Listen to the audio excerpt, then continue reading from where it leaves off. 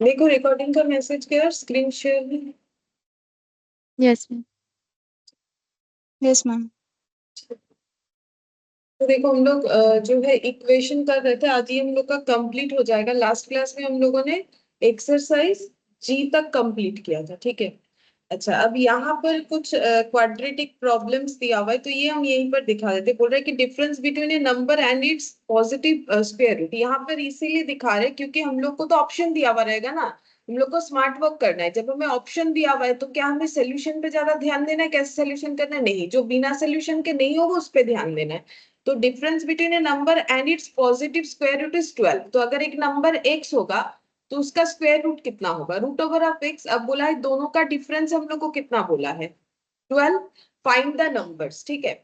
अब यहाँ पर जब इसको सॉल्व किया है तो x का वैल्यू कुछ एक मान लिया है। ये देखो, मतलब इसको अलग तरीके से जो इक्वेशन में होता है ना, जैसे तुम लोग 9 10 में इक्वेशन करते हो, इस तरीके का इक्वेशन हुआ था, जैसे सॉल्व करोगे वैसे यहाँ पर किया हुआ है। तो बेसिकली क्या किया है, दोनों साइड होल स्क्वायर वगैरह करके किया है, या फिर कुछ और भी हो सकता है, किसी भी तरीके से सॉल्व किया जा सकता है। लेकिन हमें इस पे दिमाग नहीं लगाना। क्यों? क्योंकि अगर ये क्वेश्चन आ भी जाता है एग्जाम में, मेरे पास तो ऑप्शन रहेगा, option A B C D करके, जिसको हम लोग किस में पुट करेंगे। ये जो अभी इक्वेशन सोचा है इसमें पुट करेंगे। बोलो, मेरा बात समझ में आया कि नहीं आया? इसमें पुट करेंगे कि नहीं? Yes ma'am.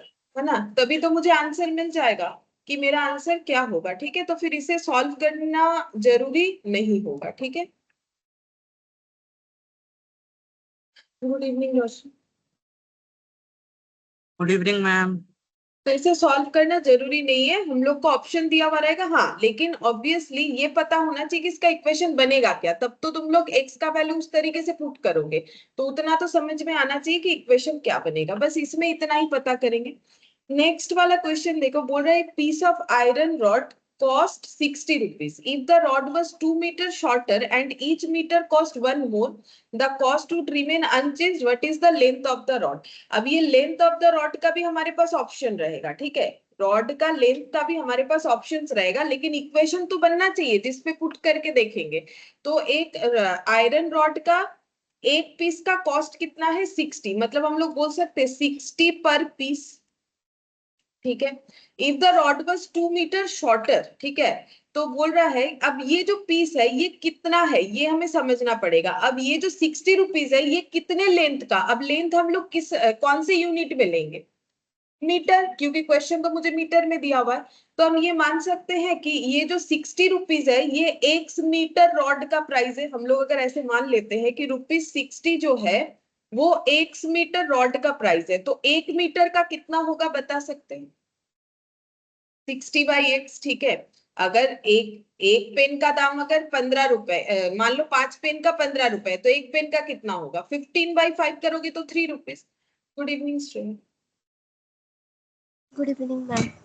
तो ये हो जाएगा। अच्छा, ठीक है। तो यहाँ पर देखो ये जो है, मान लेते हैं कि 1 मीटर का प्राइस है, देन फॉर पर मीटर का कितना हो जाएगा? पर मीटर या फिर 1 मीटर का हम लोग बोल सकते हैं यूनिटरी मेथड, ये हो जाएगा ₹60/x, ठीक है। अब बोल रहे हैं अगर रॉड 2 मीटर शॉर्टर हुआ, ठीक है, तो अभी जो लेंथ है, अभी लेंथ कितना है? x। अगर 2 मीटर कम हुआ तो कितना होगा? x-2। अगर पहले था 10 मीटर मान लो, अब 2 मीटर कम हुआ तो कितना करोगे? 10-2, वैसे 8, ठीक है। तो बोल रहा है कि 2 metre shorter, each metre cost 1 rupees more. बोल रहा है 1 मीटर, हर 1 मीटर का प्राइस 1 रुपए बढ़ जाएगा, हर 1 मीटर का। तो किस में प्राइस बढ़ेगा बोलो? अभी 1 मीटर, हाँ बोलो। +1, ठीक है। क्योंकि अभी 1 मीटर कितने में मिलता है? 60/x में। तो अगर एक एक मीटर का प्राइस बढ़ जाएगा, अगर रॉड का जो लेंथ है वो कम हो जाता है, तो उस केस में हम लोग का अभी 1 मीटर मिलता है 60/x में, लेकिन इस केस में कितना करके मिलेगा? 60/x +1 करके मिलेगा। The cost would remain unchanged. लेकिन टोटल कॉस्ट बोल रहा है कि मतलब ओवरऑल कॉस्ट अनचेंज रहेगा, तो लेंथ ऑफ द रॉड क्या होगा? तो इसका मतलब 60 डिवाइडेड बाई x-2 करने से क्या आएगा? मतलब टोटल कॉस्ट बोल रहा है सेम रहेगा, नहीं समझ में आया? देखो क्या क्या बोला है इसमें, हम फिर से बता देते हैं। देखो सबसे पहले बोला है हम लोगों को कि एक पीस ऑफ आयरन रॉड का कॉस्ट है 60। तो देखो यहाँ पर क्या लिखा है, लेंथ ऑफ द रॉड भी x मीटर, मतलब जिस रॉड का कॉस्ट बोल रहा है 60 रुपीज, वो कितना है x मीटर। और इसको अगर मार्केट में खरीदने जाओगे तो कितने रुपए देना पड़ेगा, टोटल कितना देना पड़ेगा 60। मतलब पर मीटर का हम लोगों ने कितना दिया 60/x। एक एक मीटर रॉड कितने में खरीदा 60/x। अब क्या बोला है, न्यू लेंथ। अब अगर ये ही रॉड, सेम रॉड अगर 2 मीटर कम होता है, तो 2 मीटर कम तो तुम लोग खुद ही बताए, पहले x मीटर रॉड लाए थे, अगर 2 मीटर कम ला रहे हैं तो कितना मीटर रॉड लेके आ रहे हैं, x-2।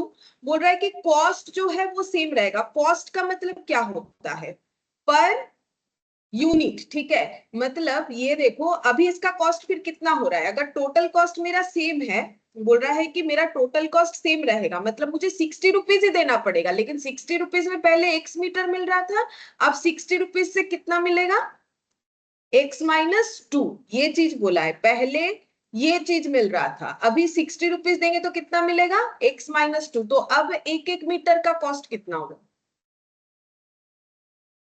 सेम ही 60 तो by होगा। x minus 60/x-2 सेम तरीके से ही होगा, तब डिवाइडेड बाई x था, ये x-2।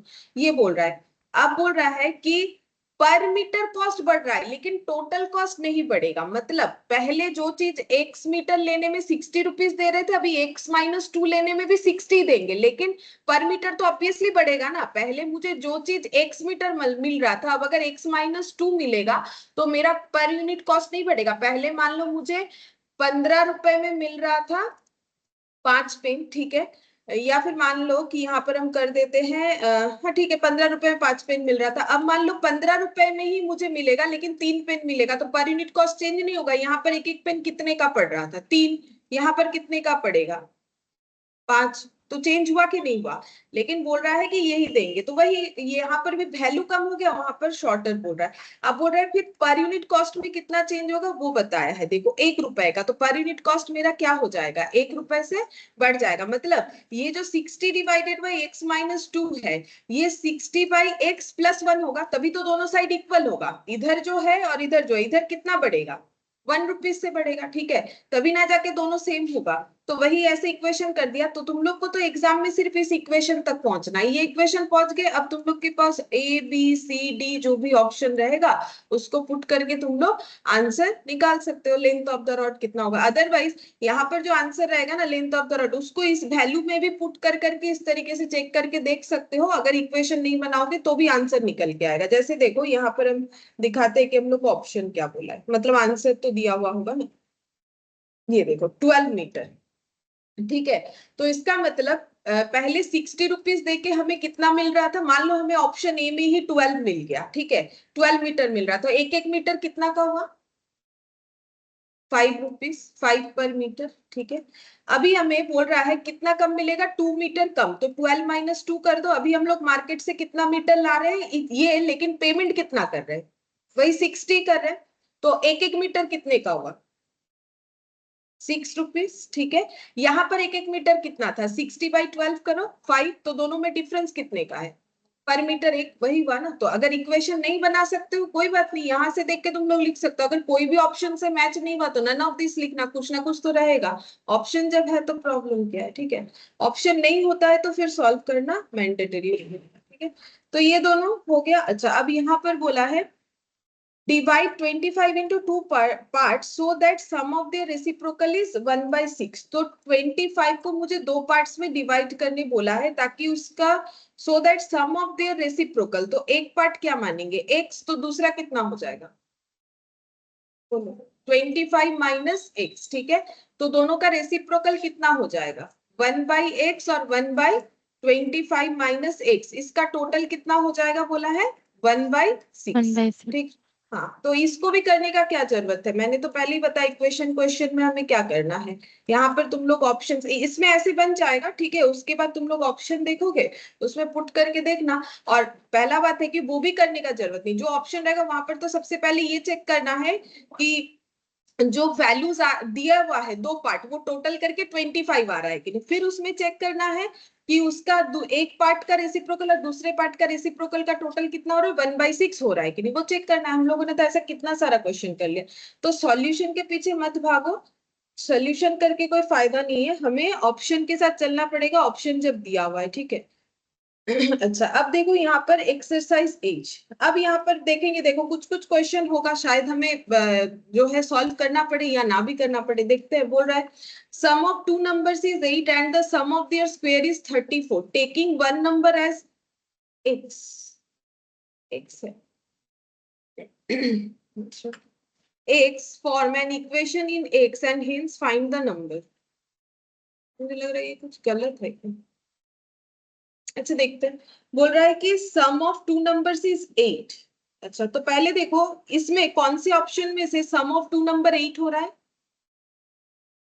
इसके अलावा बाकी सभी में 8 हो रहा है। देखो 4 हाँ 4 3 5 2 6 है ना। बी सी और डी में। हाँ, अब हाँ देयर स्क्वायर्स बोला है, सम ऑफ देयर स्क्वायर 34। अब देखो 34 किसका होगा, इसका स्क्वायर का सम 34 होगा, 4 का स्क्वायर प्लस 4 का स्क्वायर कितना होता है, 32 हो जाएगा शायद, 32 होगा ना, 16 प्लस 16 32, 3 और 5 का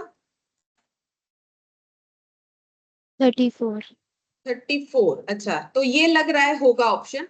और डी का देख लो, डी का फिर नहीं होना चाहिए, ठीक है, कितना होगा, नहीं होगा, 6 का 40 स्क्वायर तो होना वैसे ही चाहिए। 36, वो एक्सीड करके चला जाएगा। हाँ, तो ऑप्शन हम लोग का कितना हो जाएगा, सी हो जाएगा, ठीक है, ऑप्शन सी।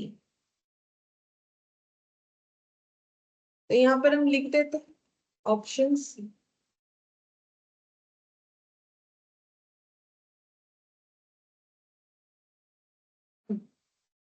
एक्सरसाइज कितना है, ए चलना 1 का ऑप्शन सी।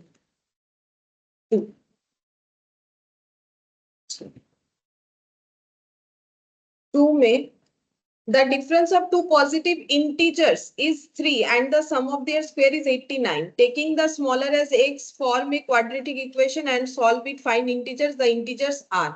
अच्छा, तो हम लोग को ऑप्शन ही देखना चाहिए, पहले लाइन से आंसर मिलेगा। सबसे पहले बोल रहा है कि दो पॉजिटिव इंटीजर का डिफरेंस 3 होना चाहिए, तो इसमें से कौन सा ऑप्शन में 3 होगा, देखो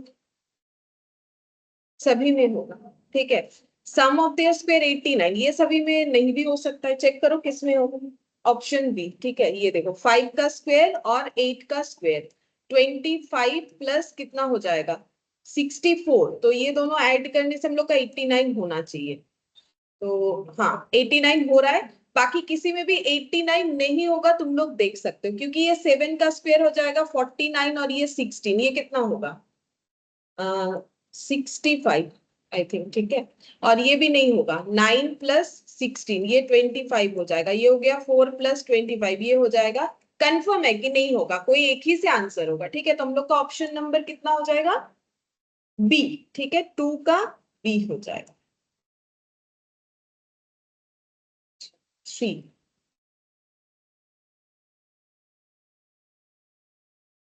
बोल रहा है 5 times of a positive whole number is 3 less than twice the square of the number is, मतलब ये समझना पड़ेगा ना क्या बोला है। देखो बोल रहा है 5 times of a positive whole number, बोल रहा है जो पॉजिटिव होल नंबर है उसका 5 times is 3 less then, is 3 ये कम है, 3 लेस देन है twice the square of the number, मतलब उस पॉजिटिव होल नंबर के ट्वाइस का स्क्वायर, ठीक है, उससे 3 कम है, ठीक है। तुम लोग बोलो फिर कैसे करके हमें चेक करना है, मतलब 5 टाइम्स है पॉजिटिव होल नंबर, कोई भी एक नंबर ले लो, तो पहले देखो सी हट जाएगा ऑप्शन से, क्यों, नेगेटिव है, ठीक है, पॉजिटिव होना पॉजिटिव, चाहिए। हाँ।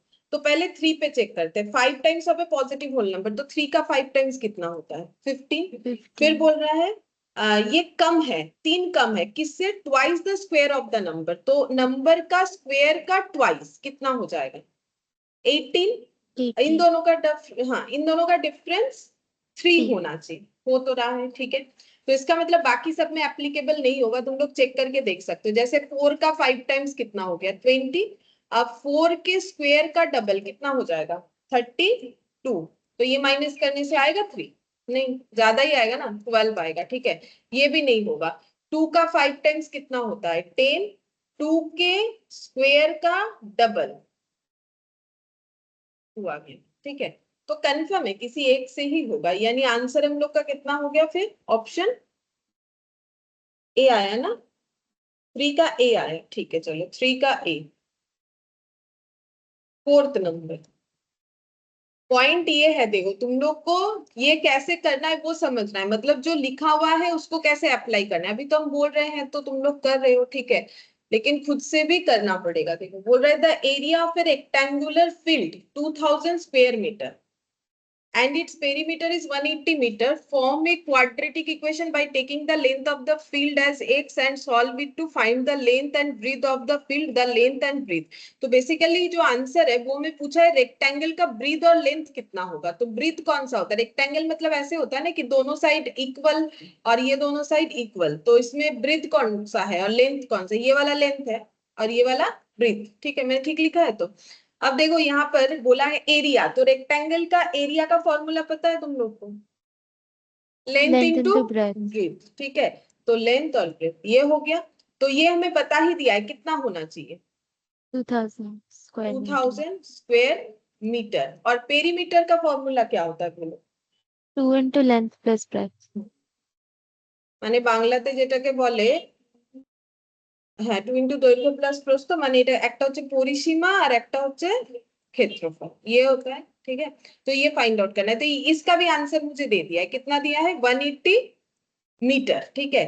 अब ये ऑप्शन में से देखो कौन से ऑप्शन में ये सभी तो लेंथ और ब्रेथ का दिया हुआ है, तो ये दोनों मल्टीप्लाई करने से कौन से में 2000 आएगा? वो तो दिख ही रहा है, इसी में आएगा, बाकी किसी में 2000 आएगा? ये तो देखो 3000 आ जा रहा है, 5 और 6 का मल्टीप्लीकेशन, ये तो हटाओ, ये नन ऑफ दिस है, इसको भी हटा दे। 205 और 80 मल्टीप्लाई करेंगे तो ऑटोमेटिकली 2000 से वैसे ही चला जाएगा आगे, ठीक है। तुम लोग का आंसर कितना होगा? 50 और 40, और इसका 2 इंटू 50 प्लस 40 करके देख लो कितना होता है, 180, ठीक है। तो ऑप्शन क्या हो जाएगा? डी। लेकिन फॉर्मूला ये कम से कम पता होना चाहिए, तभी उसको ऑप्शन में अप्लाई करोगे, नहीं तो नहीं कर पाएंगे।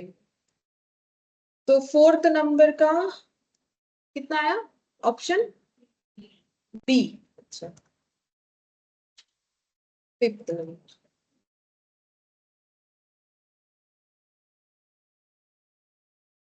फिफ्थ नंबर में देखते हैं। बोल रहा है two squares have side p centimetre and p plus 5 square, मतलब जिसका चारों साइड क्या होना चाहिए? इक्वल, है ना। जैसे इसका चारों साइड में कितना है? ओ p बोला है, p p p और p, और एक जो स्क्वेयर है उसका चारों साइड है p प्लस 5, ठीक है। The sum of their square is, बोल रहा है कि इसका square, sum of their square 625 square centimetre, the side of the squares are, मतलब बेसिकली p और p प्लस 5 का वैल्यू निकालने के लिए बोला है, ठीक है। तो बोलो, बोल रहा है कि सम ऑफ देयर स्क्वेयर इज 625, बोलो क्या होगा? मतलब उनका स्क्वेयर का सम, ये तो हुआ, ये कितना होना चाहिए? 625। तो अब इसमें से कौन से ऑप्शन में ये जाएगा? पहला बात है देखो, एक p है, दूसरा p प्लस 5, इसी से तो पता चलेगा कौन सा आंसर होगा। सी होगा ना। अगर एक 10 है तो दूसरा 30 होने से p प्लस 5 कैसे हुआ? तो हमें आगे कुछ देखना ही नहीं, हमें तो यहाँ दिमाग लगाना चाहिए ना। 15 है, उसमें 5 जोड़ोगे तब ना जाके 20 होगा, तो फिर मेरा यही ऑप्शन होना चाहिए सी। आगे स्क्वायर देखो ना देखो, क्योंकि बाकी तो कुछ भी इसमें फुलफिल कर ही नहीं रहा है। एक p, मतलब ये p और p प्लस 5, तो 12 में 5 ऐड करेंगे तो कितना आता है? 17 आता है, थोड़ा ना 25 आता है। अब डबल कंफर्मेशन के लिए कर लो, 15 का स्क्वायर और 20 का स्क्वायर करके देख लो 625 आता है कि नहीं। तो 20 का स्क्वायर 400 और 15 का कितना होता है? तो कितना आ गया? आया? आएगा, ठीक है। लेकिन इतना भी जाने का जरूरत नहीं है, ठीक है। देखो एमसीक्यू में वैसे ही टाइम तो जो है कम रहता है लिखने वाले एग्जाम से, तो अब जितना तुम लोग अपना दिमाग चलाओगे उतना जल्दी कर पाओगे अगर इस तरीके का आसान क्वेश्चन आया तो। फिफ्थ नंबर का सी, यहाँ पर हो जाएगा। सिक्स्थ, ठीक है। सिक्स नंबर में बोला है डिवाइड 15 टू 2 पार्ट्स, 50 को 2 पार्ट्स में डिवाइड करना है, such that sum of their reciprocal is 1/12, the numbers are, बोलो ये तुम लोग बोलो। अभी थोड़ी देर पहले जो हम लोग वहां एक्सरसाइज में देख रहे थे वहां पर भी तो ऐसा ही था, 25 को दो पार्ट्स में डिवाइड करना है, सम ऑफ देयर रेसिप्रोकल 1/16 ऐसा कुछ बोला था, नंबर्स क्या होगा। तो ये तो बिना इक्वेशन बना ही हो जाएगा, मैंने तब भी बोला ऑप्शन रहेगा तो बिना इक्वेशन, इक्वेशन बनाना ही नहीं है, जब जरूरत है तभी बनाना है, थोड़ी ना बैठ के वहां सॉल्व करके दिखाना है हमें किसी को।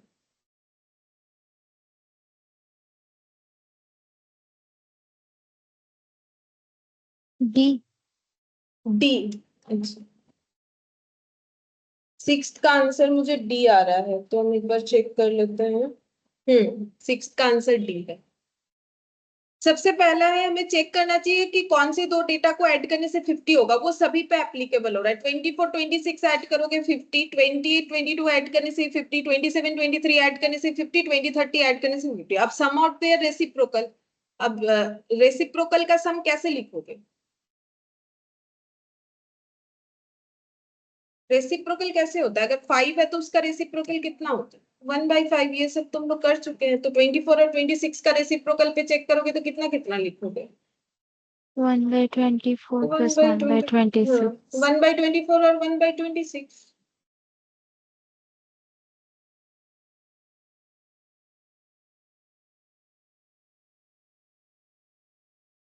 डी होगा ना, देखो सिंपल सा बात है। 1/24 और 1/26 करोगे तो इधर देखो ऐसे लिख सकते हो, 24 इंटू 26, जल्दी कैलकुलेशन करने के लिए यहाँ पर 26 प्लस 24। अब अपना कैलकुलेटर लोगे तो यहाँ पर कितना आ गया?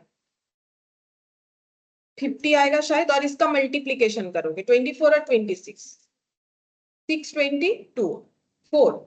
अच्छा, ये कैंसिल आउट करके कभी भी 1/12 आ सकते हैं। 1/12 तो तब आएगा ना जब ऊपर डिवाइडेड बाई 1 होगा, नीचे 50 से डिवाइड होगा, तभी तो 1/12 आ सकता है। तो ये इतना देख के ही समझ में आता है। फिर 1/28 और 1/22 इसका भी करोगे तो देख लो, 22 प्लस 28 और नीचे 28 इंटू 22। अब कैलकुलेटर लेना है और चेक करना है कितना होता है ये, 616। तो ये दिख ही रहा है, देखो अब थोड़ा तो दिमाग लगाना पड़ेगा ना, इधर 50 है इधर 616 है, तो ये डिवाइड करके कभी 1/12 आना पॉसिबल है? कभी पॉसिबल नहीं है। फिर 27 23 का भी देख लो, 27 इंटू 23, तो इधर हो गया 23 प्लस 27 कितना हो जाएगा? ऊपर 50 फिक्स, ठीक है। 27 इंटू 23 कितना हो रहा है? 621। तो ये भी देख लो, ये कैसे 1/12 आएगा? लेकिन 1/20 और 1/30, और अगर नहीं समझ में आता है तो कैलकुलेटर पे करो, करने से समझ में आएगा।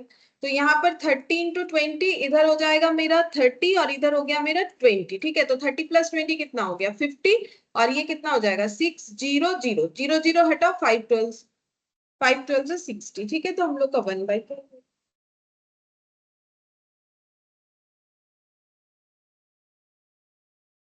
लेकिन कैसे समझ में आता है कि डेटा देख के कि इसी से मेरा आंसर हो सकता है? वो तो देखो प्रैक्टिस करने से होता है, ठीक है। सिर्फ अगर हम बताते जाएंगे तो तुम लोगों का दिमाग थोड़ी ना खुलेगा, मेरा ही दिमाग ज्यादा खुलेगा और ज्यादा खुलेगा, और क्या, ठीक है। अभी अगर हम नहीं कर रहे हैं तो तुम लोग भी बैठे हो, ऐसा करने से चलेगा? ठीक है, देखो बोल रहा है there are two consecutive numbers. Consecutive numbers का मतलब एक के बाद एक, ठीक है। Such that difference of their reciprocal is 1/240। दो कंसेक्यूटिव नंबर है, उसका डिफरेंस नहीं, उसके रेसिप्रोकल का डिफरेंस। फिर से वही पहले वाले क्वेश्चन, इसके जस्ट पहले वाले की तरह है। नंबर कौन कौन सा होगा? तो कंसेक्यूटिव तो सारा ही दिया हुआ, ऑप्शन ए। अच्छा ठीक है, चलो देखते हैं। ऑप्शन ए होगा। तो ये देखो सभी कंसेक्यूटिव है, क्योंकि 15 के बाद 16 आता है, 17 के बाद 18 आता है, 13 के बाद 14 आता है, 12 के बाद 13 आता है। हमें ऑप्शन ए रेसिप्रोकल है। करना। हाँ, ऑप्शन ए हो रहा है, सभी कोई ऑप्शन ए ही बोल रहा है। तो देखो चेक कर लेते हैं। 15 इंटू 16 कर लो, इधर 16 और इधर हो गया 15, बोलो कितना आएगा 16 और 15 ऐड करने से? में माइनस होगा, डिफरेंस ओ होगा। डिफरेंस बोले से, अच्छा माइनस करेंगे। अच्छा, तो 1/15 माइनस 1/16, कौन सा बड़ा है? हाँ 1/15। हाँ, उसी को आगे लिखना है, ठीक है, वही बड़ा है, नहीं तो माइनस मतलब नेगेटिव में फिर आंसर दिखेगा तुम लोगों को। 16 माइनस 15, तो ये कितना आ गया? 1, ठीक है। 1 तो चाहिए, 1 मिल गया। अब ये 240 होने से ही हो जाएगा, तो ये 240 आ रहा है तो आंसर हो जाए। बाकी सब में नहीं होगा। कैसे नहीं होगा? हर एक के केस में 1 तो आएगा। जब तुम लोग ऐसे करके लिखोगे, कोई भी ऑप्शन यहाँ से उठा लो, यहाँ पर तुम लोग का जब 18 माइनस 17 या इस वाले केस में 14 माइनस 13, इस वाले केस में 13 माइनस 12, 1 तो हर एक ऑप्शन में आएगा, लेकिन नीचे 240 भी तो आना चाहिए। 240 आएगा तभी ना मेरा होगा। तो 17 इंटू 18 240 नहीं होता है, 13 इंटू 14 नहीं होता है, 12 इंटू 13 नहीं होता है, जो कि तुम लोग को कैलकुलेटर बताएगा कि होगा कि नहीं होगा। तो ऑप्शन हम लोग का ए हो जाएगा। ठीक है, 7 का ऑप्शन ए। 8th नंबर देखो, 8th नंबर में क्या बोला है? The hypotenuse of a right angle triangle is 20 centimetre. तो राइट एंगल ट्रायंगल का मतलब যেটাকে বাংলাতে বলে সমকোণী त्रिभुज, তাই তো? तो hypotenuse of A right angle triangle, hypotenuse मतलब ये वाला होता है 20 सेंटीमीटर, এটাকে বাংলাতে বলে অতিভুজ। ठीक है, the difference between its other two side, बाकी दो साइड का डिफरेंस बताए। बाकी दो साइड 4 सेंटीमीटर है ऐसा नहीं बोला है, बाकी दो साइड का डिफरेंस बता रहा है 4 सेंटीमीटर है। ठीक है, तो साइड्स क्या क्या होगा? अब इसमें से कौन सा ऑप्शन हो सकता है? तो राइट एंगल ट्रायंगल का फॉर्मूला लास्ट क्लास में भी लिखे थे, या फिर तुम लोग को पता भी होना चाहिए। देखो लास्ट क्लास में लिखवाया भी था, और ये तो बहुत ज्यादा यूज होता भी है 9 10 में। ठीक है, ट्रिगोनोमेट्री जब करते हैं तब तो ये यूज होता है। ऑप्शन बी 8 का आंसर ऑप्शन बी। देखो एक अगर मेरा एक साइड अगर x है, मान लेते हैं difference between other two side 4 centimetre, तो एक अगर x है दूसरा कितना होगा? x प्लस 4 होगा, माइनस नहीं होगा, क्योंकि दोनों साइड का डिफरेंस बोला है 4। तो दोनों साइड का डिफरेंस 4 होने का मतलब है अगर एक x होगा दूसरा x प्लस 4 होगा, तभी ना दोनों का डिफरेंस 4 होगा। ये x माइनस 4 हो जाएगा तो दोनों का डिफरेंस 4 क्या होगा? -4 होता है। नेगेटिव क्या? 0, हाँ -4 हो जाएगा। अच्छा अब देखो यहाँ पर बोला है कि हमें फिर क्या देखना चाहिए? x का स्क्वायर प्लस x प्लस 4 का होल स्क्वायर कितना हो जाएगा? 20 का स्क्वायर। ठीक है, अब ये ऑप्शन से ही हो जाएगा, मतलब मेरा इधर तो कंफर्म है कितना आना चाहिए 400, इधर कुछ भी आए।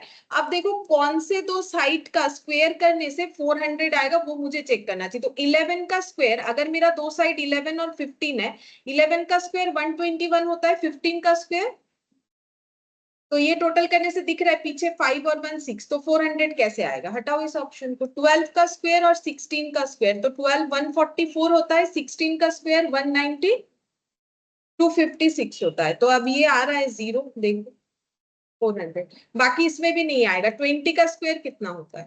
400। 24 का स्क्वायर कितना होता है? चेक करो कैलकुलेटर।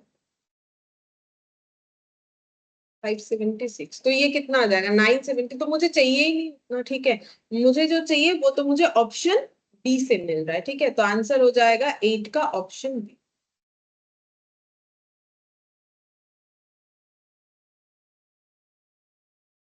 मैम सी कभी होता ही नहीं। सी का? सी से भी हो रहा है? नहीं, सी কখনো হতোই না, কারণ হাইপোটেনিউস লংগেস্ট সাইড হবে না, তো হ্যাঁ 24 সেন্টিমিটার হতোই না। हाँ এটা ठीक। हाँ देखो, और एक चीज भी हमें देखना है, ये सी ऑप्शन पहले ही हम लोग एलिमिनेट कर सकते हैं, क्योंकि ये सबसे बड़ा साइड होता है। ठीक है, हाइपोटेनस जो है वो सबसे बड़ा होता है।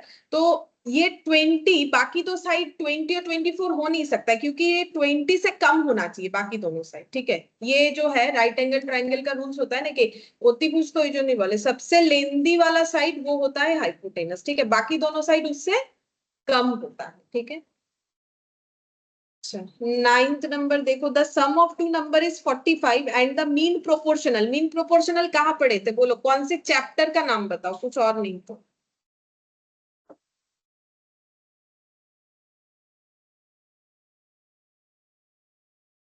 प्रोपोर्शन में चैप्टर का नाम बताने में इतना मुश्किल है। देखो the sum of the two numbers is 45 and the mean proportional between them is 18 the numbers, मतलब ये प्रोपोर्शन का ही क्वेश्चन दिया है। बोलो क्या हो?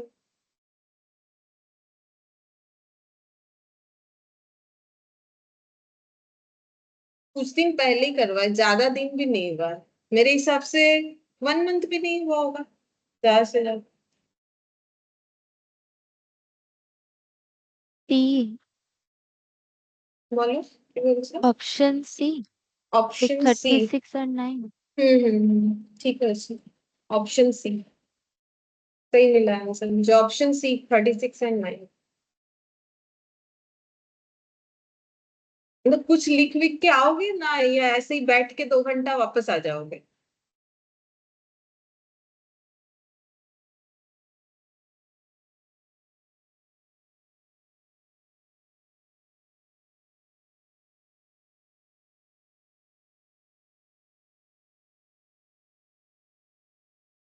मीन प्रोपोर्शनल मतलब कौन सा वाला है? मीन मतलब कौन सा वाला था? मीन का मतलब क्या होता है? मिडिल, सारा चीज मिडिल। लिखवा, हाँ मिडिल, तो मिडिल मतलब तो फिर क्या कैसा था? ए बाई बी और बी बाई सी, तो a equal b square equal to a c, b equal to root over of a c, ये लिखवाया हुआ था। मैंने बोला वहां भी इंपॉर्टेंट है। अब देखो यहाँ क्वेश्चन दे दिया, तो यहाँ पर मीन प्रोपोर्शनल बी का ये फॉर्मूला था, ठीक है। और अगर बिना फॉर्मूले के भी याद करो तो ये था। देखो हम तो अपना पार्ट वाला टास्क कर रहे हैं, लेकिन तुम लोग नहीं कर रहे। ये ये वाला, ठीक है। तो 36 into 9, तो ये कितना हो जाएगा? 36 का रूट अलग अलग भी कर सकते हो, ये 6 और ये 3, कितना हो गया? 18। इसीलिए ये वाला ऑप्शन होगा। मतलब ये आंसर मुझे मिल गया, अस्मिता ने बोला ये वाला होगा, सही है, तो मैंने इस पे चेक किया। बाकी तुम लोग इस पे चेक करोगे तो किसी पे भी तुम लोग को रूट करने पे 18 नहीं मिलेगा। मतलब तुम लोग को ये ट्राई करना था ऐसे करके, ये 18 आ रहा है कि नहीं, ये 18 आ रहा है कि नहीं, और ये 18 आ रहा है कि नहीं, जिसमें से तुम लोग जब ऑप्शन ए बी क्रॉस करके जाओगे तो सी में तुम लोग को मिल जाएगा कि हाँ इसमें 18 आ रहा है, तो ऑप्शन सी हो जाएगा, नाइन्थ का ऑप्शन सी। ये तो प्रोपोर्शन का क्वेश्चन है जो कुछ दिन पहले हम लोगों ने किया, ठीक है। और कुछ लोग तो अभी रिवीजन भी कर रहे हैं, लेकिन नो आंसर।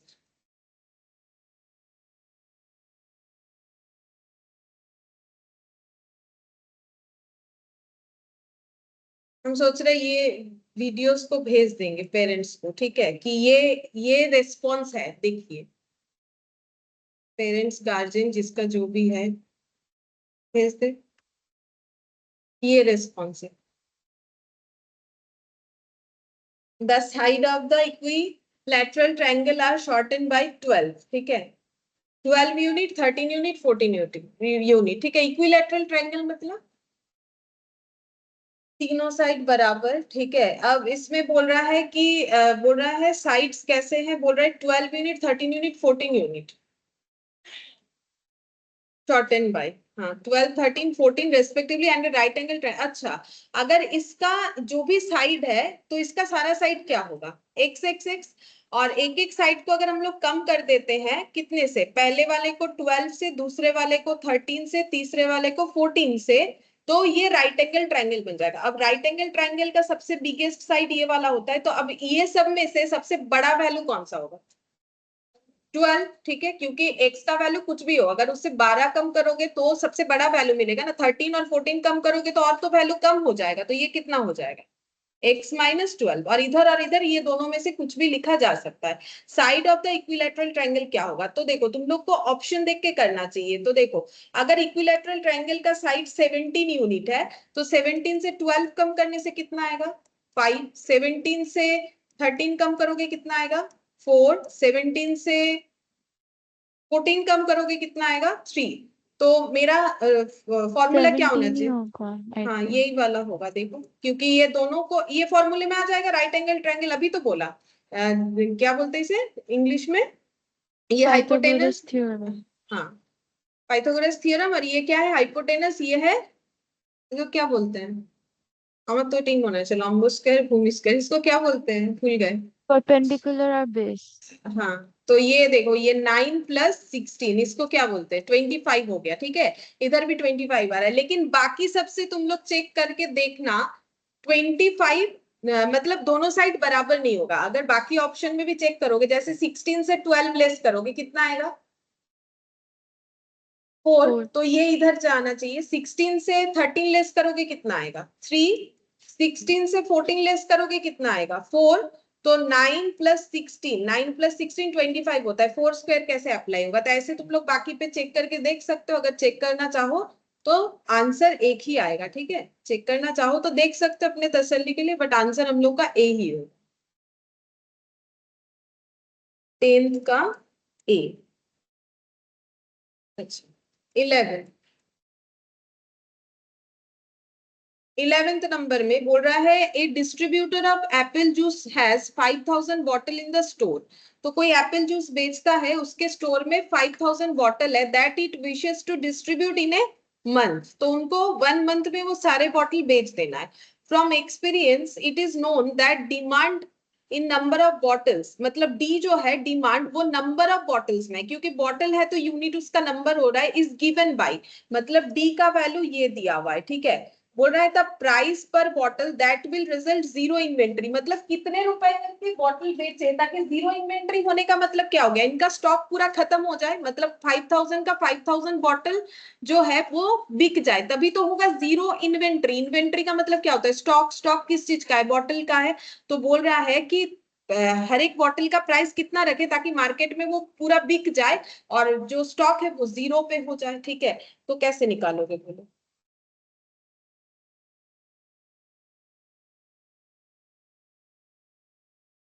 तो डी कितना है, डी कितना है मेरा, डी तो नंबर ऑफ बॉटल बोला है 5000। 5000।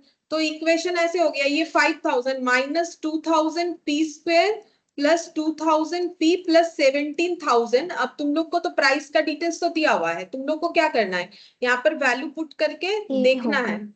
ए होगा, ठीक है, क्योंकि हमें क्या देखना है, ये दोनों साइड बराबर होना चाहिए, ठीक है। तो फिर अब चेक करो ए से हो रहे हैं।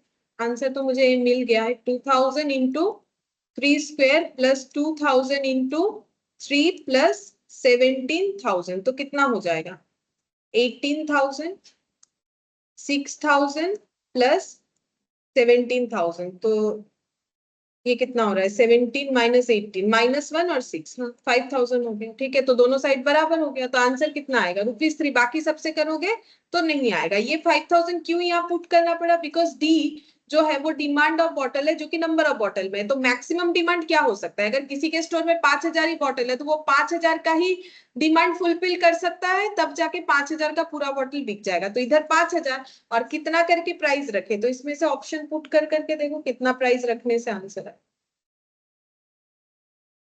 3 हो गया, ऑप्शन ए 11 का, ठीक है। 12th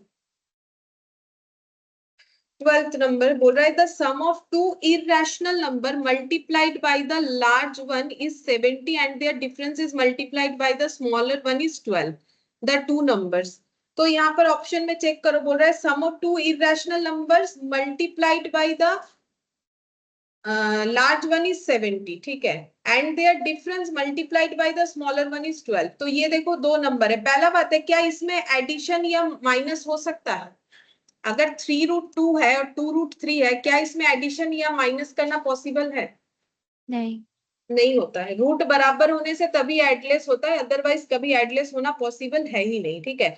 अब ये हम क्यों चेक करवा रहे हैं, क्योंकि बोला है कि two irrational numbers multiplied by the, अब बोल रहे sum of the two irrational. अब सम अगर ऐसे रहेगा, सम बनेगा लेकिन इसका कोई आंसर नहीं आएगा, ऐसे लिखेंगे जैसे x और y का सम कैसे लिखते हो, x प्लस वाई, ठीक है। क्या उसको तुम लोग मतलब 2x या 2y लिख पाओगे, नहीं ना। तो वैसे ये होता है, तो ये तो देखो बचपन का चीज है। तो 3√2 प्लस 2√3 हम लोग लिख सकते हैं। अब इसको मल्टीप्लाई करना है, बोल रहा है लार्ज। अब इन दोनों में लार्ज वाला वैल्यू कौन सा है, 3√2 की 2√3, 3√2, ठीक है, क्योंकि 3 से मल्टीप्लाई करेंगे। अब इसको अगर हम लोग मल्टीप्लाई करेंगे तो क्या ये 70 आ सकता है, जब रूट ही नहीं हटा 70 कैसे आएगा, ये और ये मल्टीप्लाई करने से 18 हो जाएगा, लेकिन ये और ये मल्टीप्लाई जब करोगे तब 2√3 और 3√2 मिला के कितना हो जाएगा 6√6 हो जाएगा। तो मेरा ये होल नंबर में कैसे आएगा, वो तो पॉसिबल है नहीं। तो मुझे ऐसा ऑप्शन लेना चाहिए जहां पर दोनों रूट का वैल्यू क्या है, सेम है, तभी तो जाके आंसर एटलीस्ट सी होगा। होगा। आंसर सी होगा, सही है, आंसर सी होगा। ये भी नहीं होगा, ये भी नहीं होगा, क्योंकि इधर √2√3 इधर √2√5 ये बन जाएगा। अब ये दोनों नंबर का पहले बोला है टोटल, तो 2√2 और 5√2 बोलो कितना होता है 7√2, ठीक है। अब इसको मल्टीप्लाई करना है लार्ज वन, तो 7√2 को मल्टीप्लाई करना है लार्ज, तो इन दोनों में लार्ज वैल्यू कौन सा है, तो कितना आ जाएगा 35 इंटू 2 यानी कि 70 आ जाएगा, आ गया। And their difference is multiplied by the smaller one, तो इसका डिफरेंस जो है ये होता है 3√2, इसको मल्टीप्लाई करना है स्मॉलर वन यानी 2√2 से, तो ये हो जाएगा 12, ठीक है। तो टू नंबर्स ये हो गया 2√2 और 5√2, ऑप्शन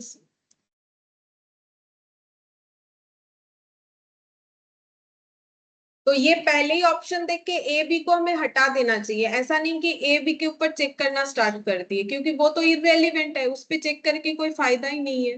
क्योंकि ए और बी में कभी भी एडिशन करने के बाद, मल्टीप्लाई करने के बाद इस तरीके का होल नंबर जैसे कि 70 या फिर 12 ये तो आ नहीं सकता है, तो फिर उस पे चेक नहीं करेंगे हम लोग।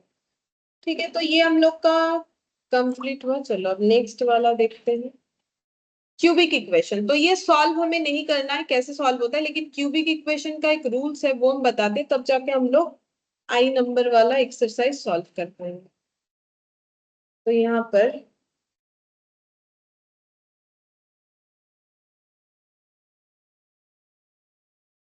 क्यूबिक इक्वेशन, अच्छा, if the root of root are, तो बोलो क्वाड्रेटिक का रूट का नाम क्या था? अल्फा बीटा, सही है। तो इसका होता है अल्फा बीटा और गामा, ठीक है, ये गामा साइन हम ऐसे देते हैं, ठीक है, अल्फा बीटा और gamma of a cubic equation, then equation will be, ठीक है। तो इक्वेशन क्या होता है, तो जैसे क्वाड्रेटिक का अपना फॉर्मेशन होता है वैसे इसका भी ये होगा क्यूबिक का, x cube alpha plus beta plus gamma x square plus alpha beta plus beta gamma plus gamma alpha या alpha gamma x minus alpha beta gamma equal 0। तो देखो ये याद रखना पड़ेगा, ये जो इक्वेशन है ना ये तुम लोग को याद रखना पड़ेगा, ये वाला।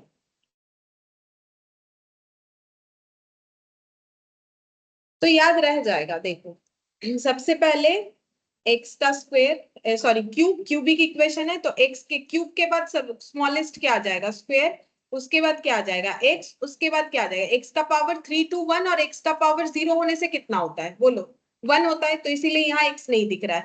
पहला बात है अरेंज इस तरीके से होगा, तो एक्स 0 लिखने का जरूरत नहीं होगा। अब क्या क्या लिखेंगे, पहला एक्स का क्यूब, फिर माइनस लगेगा alpha plus beta plus gamma, और इसके साथ ये लग जाएगा, ठीक है। ये हम समझा रहे हैं कि कैसे याद रख सकते हो, बाकी तुम लोग किसी भी तरीके से याद रख सकते हो। अब देखो यहाँ पर क्या होगा, बाकी तीनों में multiplication, alpha beta beta gamma gamma alpha, एक बार alpha beta beta gamma gamma alpha, सभी के साथ सभी का multiplication minus alpha beta gamma. हाँ थोड़ा तो मुश्किल है, हम नहीं बोलेंगे काफी आसान है, लेकिन देखो याद करना पड़ेगा, तो कोशिश करो कि याद हो जाए, ठीक है। अभी क्वेश्चन के साथ याद हो जाना चाहिए। देखो अब बोल रहा है the solution of the cubic equation is given by the triplet, तो बोल रहा है ये तीन तीन जो वैल्यूज दिए हुए, तीन तो वैल्यू होगा, क्योंकि क्वाड्रेटिक में क्या होता है, क्वाड्रेटिक इक्वेशन में एक्स का कितना सारा वैल्यू होता है, 2 होता है, तो क्यूबिक इक्वेशन में एक्स का कितना सारा वैल्यू होगा, 3 होगा। क्योंकि डिग्री ऑफ इक्वेशन हम लोग पढ़ चुके हैं, डिग्री के अकॉर्डिंग ही उनके रूट या सोल्यूशन का नंबर्स जो है वो जनरेट होता है। तो ये इक्वेशन दे दिया, हमें बोल रहा है इसमें से कौन सा आंसर होगा, ठीक है। अब देखो तुम लोग के पास दो ऑप्शन है, क्या कर सकते हो, ये पुट कर करके देख सकते हो, ठीक है, अगर फॉर्मूला याद नहीं रखोगे, लेकिन प्रॉब्लम तब होगा जब हमारे पास ऑप्शन जो है सिमिलर होगा, ठीक है, तो फिर तुम लोग कंफ्यूज हो जाओगे कि कौन सा आंसर होना चाहिए, ठीक है। तो देखो यहाँ पर तुम लोग पुट कर करके देख सकते हो कौन सा ऑप्शन होगा, तो वो उससे भी हो जाएगा, ये वाले क्वेश्चन में तो हो जाएगा, बाकी में शायद ना हो, ठीक है, सब में नहीं होगा, कुछ क्वेश्चन में होगा कुछ में नहीं होगा, ठीक है। हम दिखाते हैं एक्सरसाइज आई, क्वेश्चन नंबर 1 हम लिख के दिखाते हैं। इक्वेशन हम लोग का एक्स का cube minus 6x square plus 11x minus 6 equal 0, ठीक है। अच्छा अब ऑप्शन तो दिया हुआ है, लेकिन हम पहले बताते हैं ये जो इक्वेशन हम लोगों ने सीखा है इसके थ्रू से कैसे निकाल सकते हैं, ठीक है। अच्छा अब बोलो alpha plus beta plus gamma, यहाँ पर कितना है, कंपेयर करोगे, जैसे क्वाड्रेटिक तुम लोग को कंपेयर करने सिखाया था, एक्स का square plus b x plus c, हाँ बोलो, -6, ठीक है, कंपेयर करने से -6 आता है। अच्छा और इधर वाला अल्फा बीटा बीटा गामा और गामा अल्फा या अल्फा गामा एक ही बात है, तो ये कितना आता है, यहां से देख के कंपेयर करके लो 11, ठीक है। और अल्फा बीटा गामा ये कितना आएगा, अब ऑप्शन पे जाएंगे, ऑप्शन पे जाएंगे, अब देखो ऑप्शन ए है -1 1 और -2, ठीक है। ऑप्शन ए है, पहले यहाँ लिखेंगे ऑप्शन ए, ठीक है। -1 1 और -2, इससे हो रहा है कि नहीं चेक करेंगे। तो ये किसका वैल्यू है, ये किसका वैल्यू है और ये किसका वैल्यू, अल्फा बीटा और गामा, लाइन बाय लाइन, ठीक है। अब हम लोग को चेक करना है, सबसे आसान इसमें से चेक करना कौन सा, ये वाला है या फिर ये वाला, इसको बाद में करेंगे। तो alpha into beta into gamma क्या -6 हो रहा है, तो -1 इंटू 1 इंटू -2 हो रहा है, -6 2 हो रहा है। इसका मतलब ऑप्शन ए नहीं हो, ठीक है। ऑप्शन बी को देखते हैं क्या दिया हुआ है। ऑप्शन बी में है 1 2 3, चलो चेक करते हैं। 1 2 3, तो 1 2 और 3 ये मल्टीप्लाई करके देखो कितना। अच्छा ये ना -6 नहीं होगा, ये कितना होगा, +6 होगा। क्यों, इधर कितना है, माइनस अल्फा बीटा गामा है, तो minus alpha beta gamma equal -6, तो अल्फा बीटा गामा कितना हो जाएगा, 6, ठीक है। तो अब इस पे बी पे ट्राई करेंगे। तो बी पे ये देखो हम लोग को, अच्छा ये अल्फा बीटा गामा ये वाला हम लोग का फिर कितना होगा, ये +6 होगा। दोनों साइड से माइनस माइनस कैंसिल आउट हो जाएगा, ठीक है, +6 होगा। अच्छा तो alpha plus beta plus gamma पे पहले चेक करो, तो 1 + 2 + 3 कितना होता है, 6। अल्फा बीटा गामा पे चेक करो कितना होता है, 1 × 2 × 3 कितना हो गया, 6। अब ये इस पे चेक करेंगे, अल्फा इंटू बीटा मतलब 1 × 2 2 हो गया, बीटा इंटू गामा 2 × 3 कितना हो गया, 6, और गामा इंटू अल्फा मतलब 3 × 1 3 हो गया, तो 6 + 2 11, हाँ 11 हो रहा है। तो इसका मतलब मेरा ऑप्शन बी से आंसर होगा, ठीक है। बाकी सबसे चेक करोगे तो नहीं होगा। इसके अलावा तुम लोग के पास दूसरा एक ऑप्शन था कि तुम लोग इस क्वेश्चन में क्या कर सकते थे, मान लो ये फॉर्मूला भूल गए, इस क्वेश्चन ये वाला क्वेश्चन उससे हो जाएगा। जैसे पहले -1 इस पे पुट करके देखोगे जीरो आ रहा है कि नहीं, देखो -1 का क्यूब, फिर -6 इंटू -1 का स्क्वायर प्लस 11 इंटू -1 और -6, जीरो आना चाहिए, ठीक है। तो -1 का क्यूब -1 होता है, ये 1 हो गया, -6 -11 -6, क्या ये जीरो आ सकता है, पॉसिबल ही नहीं है। -6 ये सब तो ऐड वैड हो गए, कुछ वैल्यू निकल के आ जाएगा। तो इसका मतलब ऑप्शन ए नहीं होगा। ऐसे करके भी तुम लोग देख सकते हो, जब -1 नहीं होगा इसका मतलब -1 वाला कोई भी ऑप्शन नहीं होना चाहिए, -1 वाला कोई ऑप्शन और था भी नहीं। अब नेक्स्ट जब बी वाले पे चेक करोगे तो तुम लोग का आंसर आ जाएगा, 1 2 3 तीनों से ही सेटिस्फाई कर जाएगा। बाई चांस अगर ये वाला फॉर्मूला भूल जाते हो तो ये क्वेश्चन बिना फॉर्मूले के ऑप्शन के भी सॉल्व हो जाएगा। बट ये क्यों बताया है मैंने, ये आगे कोई क्वेश्चन मिलेगा तो हम बता देंगे कि ये क्यों जरूरी है, याद रखना। बाकी ये क्वेश्चन तुम लोग ऑप्शन के साथ भी कर सकते थे, ठीक है, नॉर्मल जैसे पुट करके हम लोग करते हैं। अच्छा अब नेक्स्ट वाला क्वेश्चन देखते हैं, क्वेश्चन नंबर 2।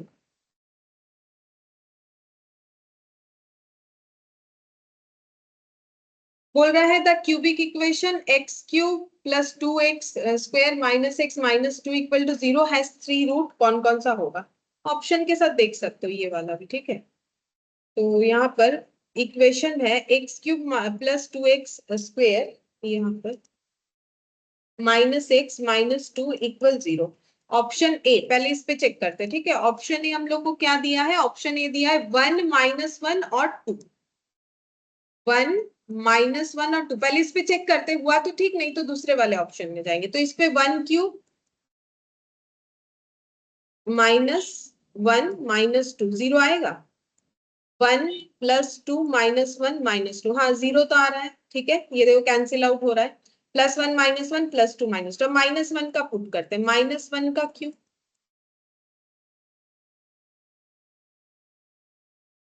कितना आ जाएगा, -1 + 2, उसके बाद +1 - 2, हाँ ये भी 0 आ रहा है। अब 2 से चेक करो, 8 + 2 4 2 8 - 2 - 2, ये कितना आ गया, ये तो 0 नहीं आएगा, ये आ गया 16 - 4 मतलब 12 आ गया। मतलब ऑप्शन ए नहीं होगा। लेकिन एक तो चीज कंफर्म हुआ, क्या क्या आंसर मेरा सही जा रहा है, 1 और -1, ठीक है। अब हम लोग ऐसा ऑप्शन देखेंगे जहां पर 1 - 1 है और उसके साथ कुछ और डेटा है, ठीक है, तो उस पे एक बार चेक करेंगे। तो 1 - 1 तो कंफर्म है होगा, तो ऑप्शन ए नहीं हुआ। 1 - 1 इधर है, ठीक है, इधर देखो 1 और -1 नहीं है, ठीक है, तो इसका मतलब -2 से होना चाहिए, तो ऑप्शन क्या हो जाएगा, बी, ठीक है, क्योंकि बाकी कहीं पर भी तो 1 और -1 नहीं है। तो अगर कोई इक्वेशन 1 - 1 से जाएगा तो फिर वो 1 से तो जाएगा ना, कंफर्म हो गया। अभी ये वाला क्यों नहीं होगा, इधर -1 है इधर 1 है, तो इधर 1 - 1 तो है नहीं, तुम लोग चाहो तो चेक करके भी देख सकते हो, नहीं जाएगा, ठीक है। -2 से जरूर जाएगा, वो हमें एक बार चेक कर लेना है, -2 से जाएगा कि नहीं जाएगा। अब -2 पुट करते हैं, तो -2 पुट करेंगे तो ये -8 हो जाएगा ये वाला, और ये कितना हो जाएगा +8, और ये हो जाएगा माइनस ऑफ -2, मतलब +2 और -2 कितना हो जाएगा 0। तो ऑप्शन बी हम लोग का सही होगा, ठीक है, ऑप्शन बी 1 है, -1 है और -2 है, तो ऑप्शन बी से हम लोग का आंसर हो जाएगा। तो ऐसा नहीं है कि उतना बड़ा क्यूबिक इक्वेशन याद रखना ही पड़ेगा, अगर जैसा क्वेश्चन हम बोल रहे वैसा आ गया तो फिर याद रखना पड़ेगा, नहीं तो ऑप्शन से बनेगी। अच्छा, अब देखो x, x - 4, x + 5 are the factors of the left hand side of the equation. Factors का मतलब क्या होता है, मिडिल टर्म फैक्टराइजेशन जैसे करते हैं, तो इसका मतलब ये तीनों फैक्टर को मल्टीप्लाई करने से क्या आना चाहिए, इसमें से कोई एक इक्वेशन मेरा सेटिस्फाई करना चाहिए, ठीक है। अच्छा, तो देखो, जैसे मिडिल टर्म फैक्टर होता है ना, जैसे मान लो x - 2, x - 5 लास्ट में ये निकल के आया, तो इसी से कोई एक इक्वेशन था जिसको सॉल्व करके ही तो ये निकाले हो, तो फैक्टर्स को मल्टीप्लाई करने से क्या आना चाहिए, मेरा वो इक्वेशन आना चाहिए ना। अब इक्वेशन का वैल्यू देखो हर जगह पे क्या है, इधर 0 0, देखो हर जगह पे कितना है 0 है, मतलब हम लोग इसको ऐसे लिख सकते हैं, फैक्टर्स है x, x - 4 और x + 5। अब यहाँ पर क्यूबिक इक्वेशन में 3 फैक्टर होता है, जैसे क्वाड्रेटिक में 2 होना चाहिए, क्यूबिक में कितना होगा 3। अब ये इक्वल कितना लिखेंगे 0, क्योंकि जितना भी ऑप्शन हमें क्वेश्चन में गिवन है सारे में क्यूबिक इक्वेशन का वैल्यू इधर कितना लिखा हुआ है 0 लिखा हुआ है, ठीक है। अच्छा, अब इसको कैसे हम लोग चेक करेंगे, इसका मतलब हम लोग बोल सकते हैं x = 0, x - 4 0 और x + 5 0, ऐसे तो करते ही हम लोगों ने ऐसा क्वेश्चन शायद रेशियो में भी देखा, प्रोपोर्शन, मतलब भले ही 3 फैक्टर का नहीं देखा, लेकिन ऐसे रहने से हम लोग ऐसे इंडिविजुअली लिखते हैं। तो यहाँ से x का वैल्यू कितना आ जाएगा 4, यहाँ से x का वैल्यू कितना आ जाएगा -5, ठीक है। अच्छा, अब हम लोग को बोला है कि इक्वेशन इसमें से कौन सा सेटिस्फाई होगा, तो पहला इक्वेशन पे चेक करते हैं। पहला इक्वेशन है, लिखो x³ 2x² - x - 2 लिखो, आंसर लगेगा x³ + 2x² - x - 2 = 0। ये मेरा पहला ऑप्शन है। अब ये सही है कि नहीं कैसे चेक करोगे, पहले x का वैल्यू 0 पुट करना, फिर 4 पुट करना, फिर -5 पुट करना, सभी में अगर 0 आ गया तो ये वाला सही है, अगर नहीं आया तो नहीं सही है। तो पहले 0 पुट करके देखो, तो 0 का क्यूब 0, 0 का स्क्वायर 0, मतलब ये दोनों 0 हो गया 0। क्या ये 0 पे जा रहा है, नहीं 0 पे कहाँ जा रहा है, 0 पे कितना आंसर आ रहा है -2।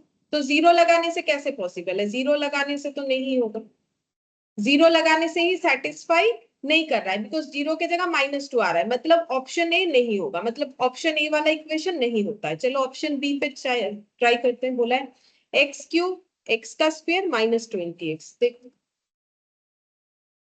x³ x का स्क्वायर -20x, पहले 0 पे ट्राई करते हैं, तो 0 पे देख लो बन रहा है कि नहीं, 0 पे अगर बनेगा तो फिर नेक्स्ट वाले पे ट्राई करना है 4 पे, तो 0³ 0², हाँ ये तो बन रहा है 0। अब एक से तो होगा नहीं, आगे का सारा चेक करना पड़ेगा, 4³ 4², थोड़ी 0 पे हम लोग कंक्लूजन ला देंगे कि हो जाएगा, हमें तो सभी पे सेटिस्फाई करवाना है।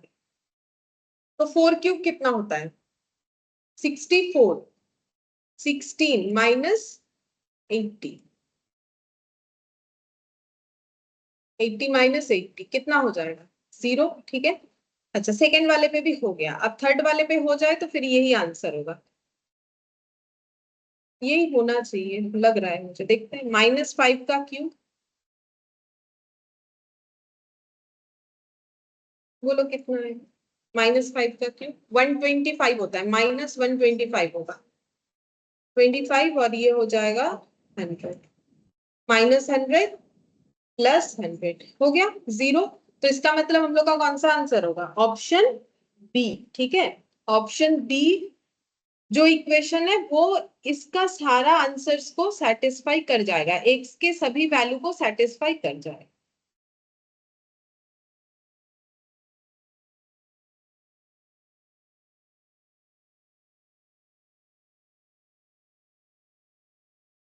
फोर्थ नंबर बोल रहा है the equation 3x³ + 5x² minus equal 3x + 5 has got 3 roots and hence the factor of the left hand side of the equation are। तो हम लोग को बोला है इस इक्वेशन का फैक्टर्स को निकालने के लिए। ठीक है, यहाँ पर बोल रहा है कि द इक्वेशन हैज 3 रूट्स। तो 3 रूट्स तो होगा ही, क्यों बोलो? क्योंकि ये कैसा इक्वेशन है? क्यूबिक। तो क्यूबिक है तो 3 रूट्स तो होगा ही।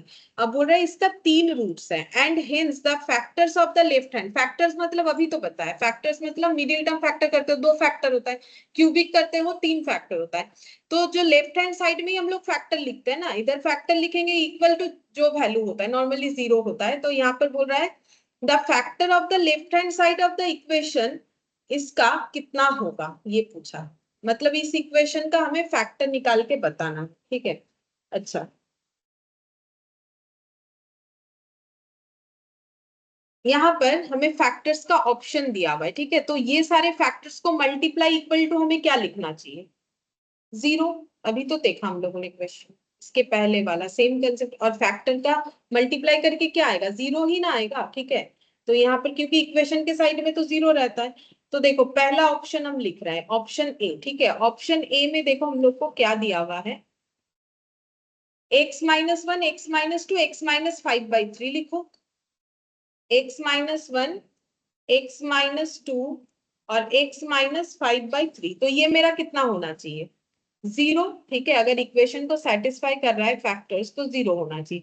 अब इससे क्या कंक्लूजन निकल के आएगा? x का वैल्यू 1, एक बार x का वैल्यू 2 और एक बार x का वैल्यू 5/3। ठीक है, अब इसको मुझे कौन से इक्वेशन में पुट करके देखना है कि सेटिस्फाई हो रहा है कि नहीं। ये वाले इक्वेशन जो मुझे दिया हुआ था क्वेश्चन में, हम दिखा देते एक बार, फिर से पढ़ के बता देते हैं। देखो ये इक्वेशन का बोल रहा है 3 रूट्स है, hence the factor of the left hand side of the equation this. ठीक है, तो इसका लेफ्ट हैंड साइड में फैक्टर्स क्या होगा? अगर हम लोग मान लेते हैं कि लेफ्ट हैंड साइड में फैक्टर ऑप्शन ए होगा, तो ये मल्टीप्लाई करके 0 आएगा, क्योंकि इस इक्वेशन के साइड में क्या दिया हुआ है? 0।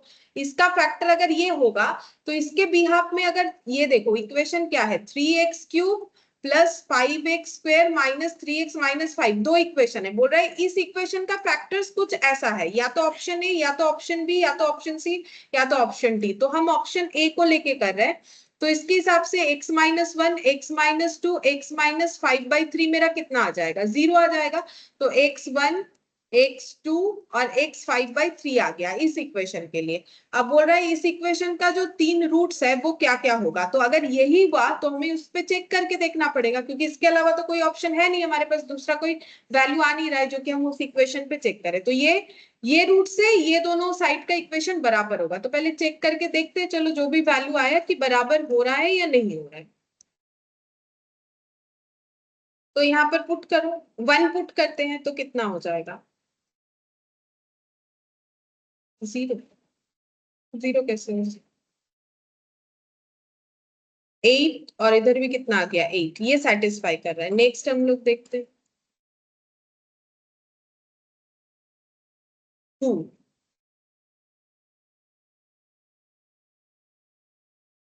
ये कितना आया? 8 + 8 × 3 कितना हो जाएगा?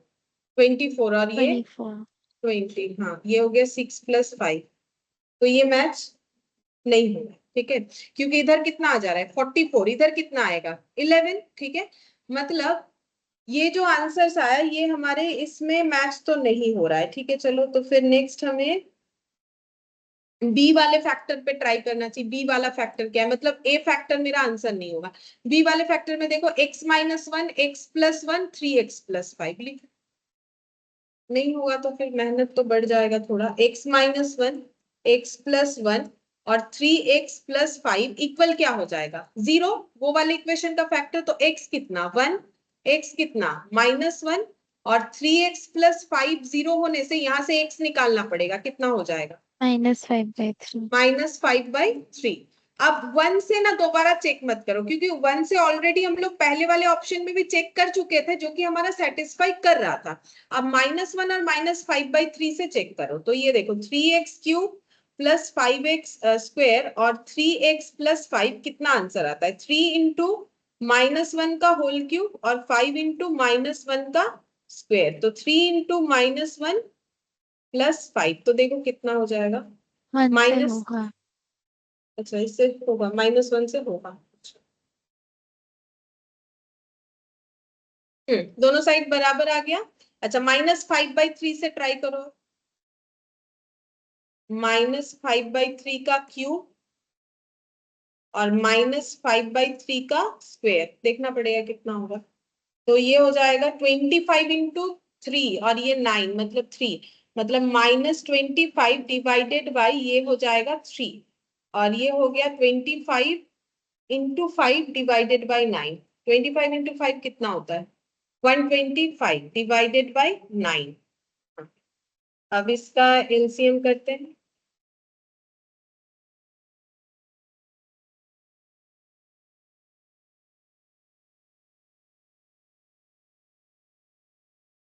ये आ रहा है, मेरा तो इतना आ रहा है, पता नहीं गलत है। 25/3 कैसे आ रहा है? 5³ होगा ना? ओ 125 होगा। अच्छा बाई और ये 9 होगा ये। 27, हाँ ये 9 होगा। ठीक है, मैंने ये गलत कर दिया यहाँ पर, हाँ ये हो रहा है, हाँ मैंने गलत लिखा। ठीक है, मेरा देख देख के करोगे गलत हो सकता है, अपना करो तो फिर मुझे बता सकते हो। ये देखो यहाँ पर ये मेरा 9 आएगा ना, ये 27 था, 3 से कैंसिल आउट हुआ, 9 होगा। और ये स्क्वायर है, स्क्वायर होने से ये पॉजिटिव होगा, तो ये प्लस हो जाएगा। है ये स्क्वायर है कि इंटू है?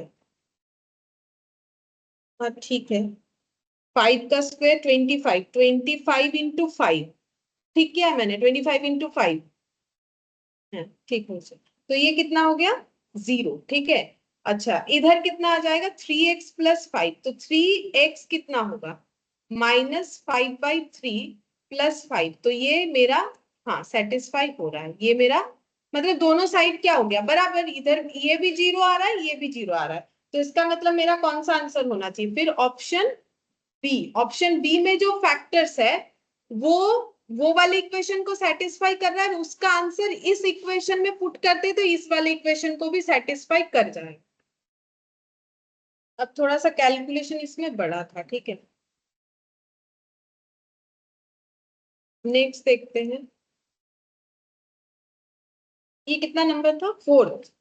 5 number, the roots of the equation, तो पुट कर करके देख सकते हो। रूट ऑफ द इक्वेशन क्या हुआ? x का cube plus 7x square -21x -27 लिख लो, फिर हम लोग ऑप्शन देख देख के चेक करते हैं कितना होगा।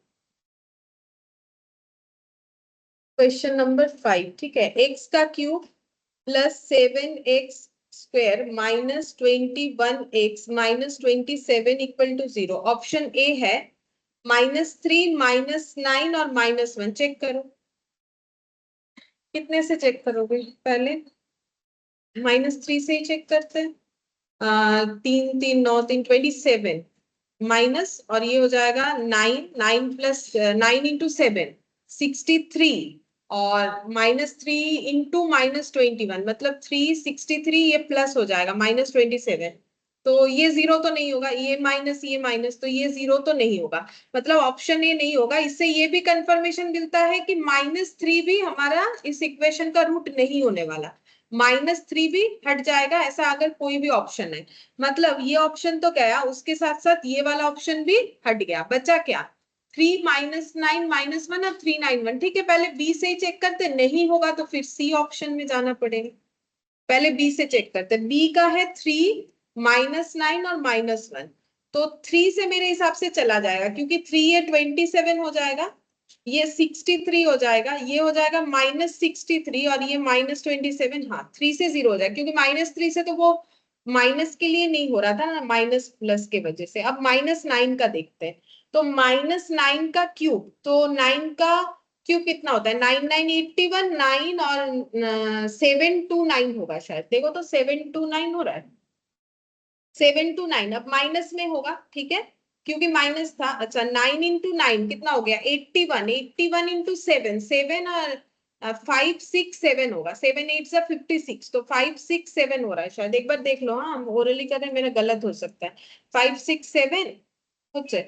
अच्छा -9 का स्क्वायर मतलब प्लस हो गया यहाँ पर। अच्छा -9 इंटू -21 मतलब माइनस माइनस में प्लस हो गया, 9 इंटू 21 189 -27। अब कैलकुलेटर लेके ये पूरा चेक करके देखो, जीरो से तो जीरो हो रहा है, ठीक है। अब -1 से चेक करेंगे लास्ट, तो -1 का क्यूब -1 का स्क्वायर 1 इंटू 7 7 हो गया, -1 इंटू -21 +21 और -27, तो -27 प्लस 7 -20 और ये मिलाने से ये और ये -20, ये और ये -20 मतलब जीरो हो गया है ना, कैंसिल आउट। तुम लोग कैलकुलेटर पे देख लो ना कितना हो गया, जीरो, ठीक है। तो ऑप्शन मेरा फिर क्या हो जाएगा, बी, ठीक है। अब बी से जा रहे हैं तो आगे देखने का जरूरत नहीं है, ऐसे भी थोड़ा थोड़ा बड़ा है इक्वेशन तो टाइम ज्यादा लग रहा है, बी से अगर जाएगा तो बाकी और किसी डेटा से नहीं जाएगा।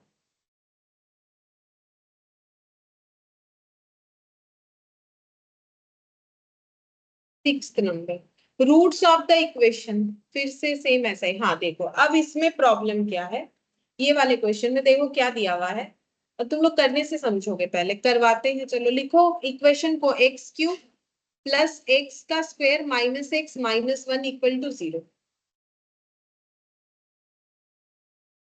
एक्स क्यूब प्लस एक्स का square minus x minus 1 equal to 0। Option A है, हम सारा ऑप्शन लिखेंगे, ठीक है, ताकि तुम लोग समझो कि क्यों वो वाला वैल्यू हमें याद रखना जरूरी है, क्यूबिक इक्वेशन का फॉर्मेट। ये सेकंड वाला है। थर्ड वाला ऑप्शन है -1 -1 -1, और डी है 1 1 और 1, ठीक है।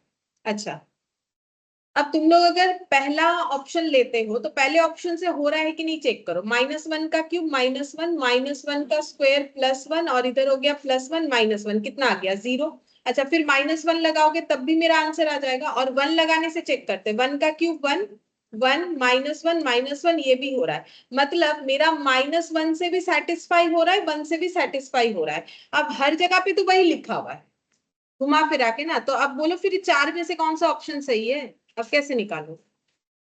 अब वो अल्फा बीटा, इसीलिए तो वो लिखवाया, अब उस पर ट्राई करो, जो अल्फा बीटा सिखाया उस पर ट्राई करना है, क्योंकि अगर मेरा -1 देखो ना घुमा फिरा के हर एक ऑप्शन में कॉमन क्या है 1 और -1, तो अब कौन सा आंसर होगा, फिर तुम लोग ए बोलोगे कि बी बोलो, क्योंकि ए भी सही है, बी भी सही है, सी भी सही है और डी भी सही है, अगर डी बोलोगे तो भी सही है 1 1 1, ठीक है। लेकिन ऐसा तो नहीं होता है, तो इसीलिए क्यूबिक इक्वेशन का जो फॉर्मूला है वो मैंने सिखाया, तो उसपे हमें क्या क्या चेक करना है, अल्फा बीटा गामा, और अल्फा बीटा मतलब alpha plus beta plus gamma, alpha beta gamma, और क्या चेक करना है, अल्फा बीटा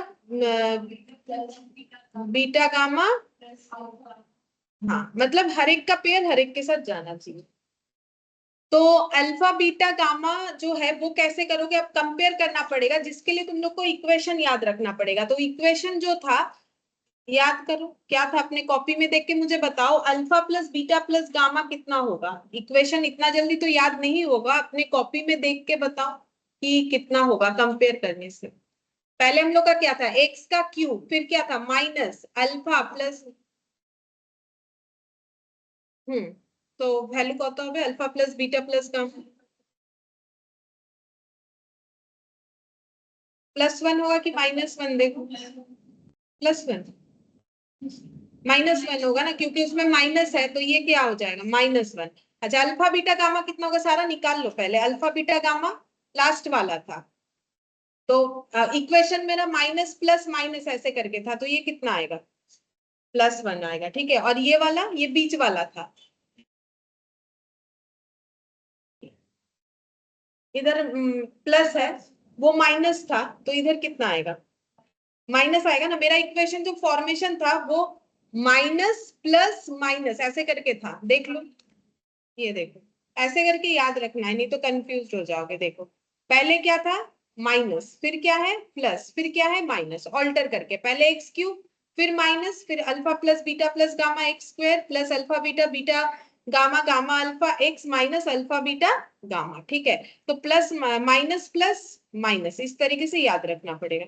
अच्छा अब तुम लोग इस पे चेक करो कौन से ऑप्शन में मेरा ये तीन चीज सेटिस्फाई। तो अल्फा बीटा गामा पहले इस पे चेक करते हैं ना, अल्फा बीटा गामा तीनों मिला के वन कौन कौन से ऑप्शन में होगा। एक तो मुझे दिख रहा है डी में होगा, ठीक है।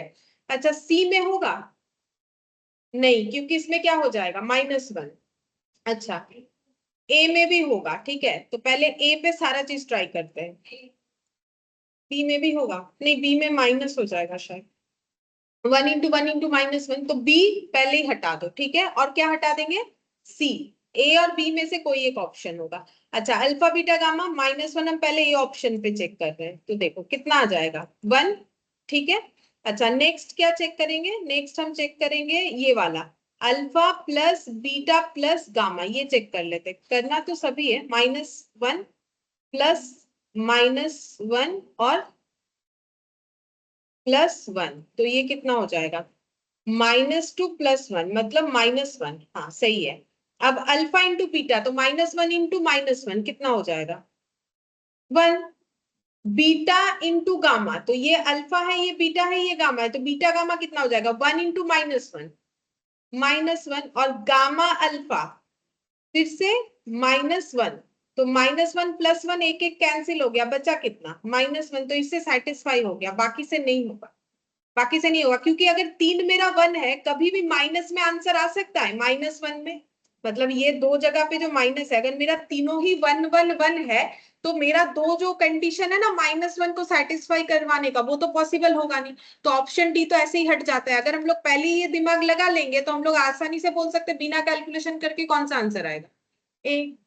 बी और सी तो नहीं आ रहा है, वो अल्फा बीटा गामा से पता चल गया, और अगर तीनों ही मेरा 1 है तो मेरा -1 वाला कंडीशन तो कैसे भी सेटिस्फाई नहीं करेगा, तो फिर मेरा कौन सा ऑप्शन हो जाएगा ऑप्शन ए, ठीक है। तो ऐसे क्वेश्चन में वो याद रखना जरूरी है क्यूबिक इक्वेशन, अगर वो याद नहीं रखोगे फिर यहाँ पर नहीं समझ में आएगा कि कौन सा आंसर हम लोगों को देना है तीनों में से। बाकी तो होगा, बिना याद किए भी हो जाएगा अभी तक हम लोगों ने जो किया।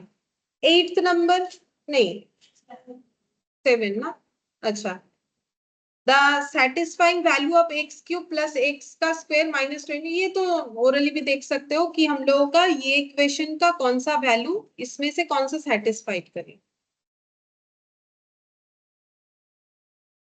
पुट करके देखना पड़ेगा, चेक कर करके देखो। X cube plus x square -20x equal 0, option A है 1,4, -5, पहले इस पे चेक करते नहीं होगा तो ऑप्शन बी पे जाएंगे 1 क्यूब 1 स्क्वायर -20 × 1, ये तो पहले ही दिख रहा है नहीं होगा ना, ये 2 हो गया, ये -20 ये तो -18, तो फिर ये तो ऑप्शन ए नहीं होगा, बी पे ट्राई करते हैं। बी बोला है 2 4 -5, चलो इस पे ट्राई करते हैं 2 4 और माइनस,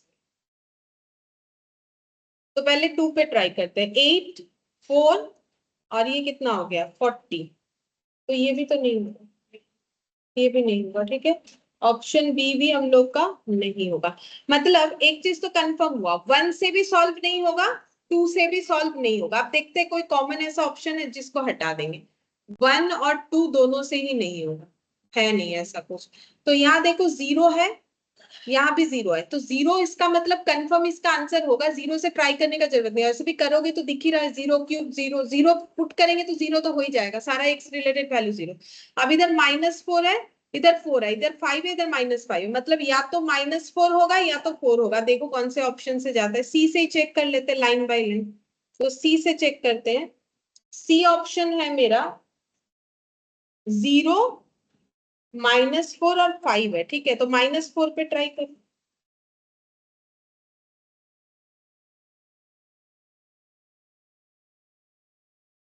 16 × 4, चलो 64 होगा, 64 +16 +80 नहीं होगा शायद, 80 है, ये तो होना पॉसिबल नहीं, इधर 96 हो रहा है इधर माइनस से, मतलब -4 से नहीं हुआ, तो फिर कंफर्म कौन सा ऑप्शन हुआ? टी। और चेक नहीं भी करोगे तो चलेगा, डी ऐसा वाला था, क्योंकि देखो ए नहीं हुआ, बी नहीं हुआ, सी भी नहीं हुआ, तो अब तो मेरा नन ऑफ दिस तो है नहीं कुछ, मतलब डी ई ऐसा कोई ऑप्शन नहीं है कि डी के बाद नन ऑफ दिस है कि चेक करना जरूरी है, तो फिर मेरा आंसर क्या हो जाएगा? Option D. ठीक है, ये कंफर्म हो जाएगा। अच्छा,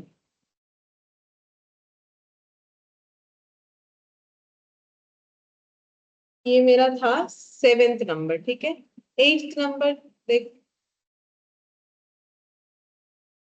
the root of the cubic equation, अरे the root of the cubic equation x cube, ये वाला कौन सा होगा? X cube minus 6x square plus 9x minus 4, लिखते हैं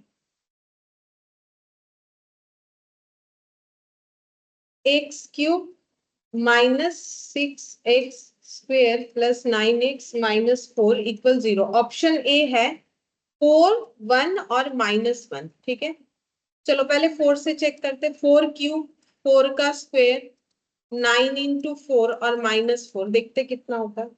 4 का क्यूब 64, अभी निकाला था किसी क्वेश्चन में, 16 इंटू 6 96 होगा शायद, और ये हो गया 36 माइनस 4, ये दोनों का डिफरेंस कितना? 60। हाँ, ये तो 0 हो रहा है, देखो 96 और 36, इसका डिफरेंस -60, और 64 और -4, 60 प्लस 60, 0 हो गया। तुम लोग कैलकुलेटर पे देख लो ना, 1 क्यूब, 1 का स्क्वायर, 9 इंटू 1 और -4, तो 1 क्यूब 1, ये 6, ये 9 और ये -4, तो 9 -4 कितना होता है? +5, और 1 -6 कितना होता है? -5, तो ये भी 0 हुआ, मतलब 4 और 1 आंसर तो होगा। -1 से देखेंगे, लेकिन 1 से जाएगा तो -1 से जाना मुझे नहीं लगता है पॉसिबल है। देख लेते हैं फिर भी एक बार, -1, ये हो गया -6, ये हो गया -9, ये हो गया माइनस, अब सभी माइनस में है तो 0 कैसे आएगा? 0 तो आना पॉसिबल है नहीं, कुछ और आ सकता है, तो इसका मतलब ऑप्शन ए हो जाता है। सिर्फ कौन से वाले ऑप्शन के लिए नहीं हुआ? -1। चलो अब हम लोग इसमें से देखते कुछ एलिमिनेट कर सकते हैं कि नहीं कोई ऑप्शंस को, तो हम लोग 8th नंबर वाला कर रहे हैं। 8th नंबर में ऑप्शन ए इसीलिए नहीं हुआ बिकॉज ऑफ -1, तो ये बी ऑप्शन लेंगे कि नहीं लेंगे? नहीं लेंगे, क्योंकि वहां -1 है। अभी तो देखा कि -1 के लिए ये इक्वेशन नहीं सेटिस्फाई हो रहा है, तो बी को हटाओ, सी वो भी हटाओ, उधर -1 है, तो -1 से तो मेरा क्वेश्चन नहीं बनेगा, अभी तुम लोगों ने चेक किया, तो फिर कौन सा ऑप्शन से होगा? डी। 1 तो ऑलरेडी चेक है, 4 भी चेक है, ठीक है, इसमें सारा चीज चेक भी किया हुआ है हम लोग का, ऑप्शन ए के साथ मिलता है ना 1 1 4, तो हम लोग का आंसर डी हो जाएगा। चेक करने का जरूरत नहीं है, इस पे कंफर्म है कि यही वाला होगा, ऑप्शन डी, मतलब 1 1 और 4। ठीक है, ये वाला हो जाएगा। 9th नंबर,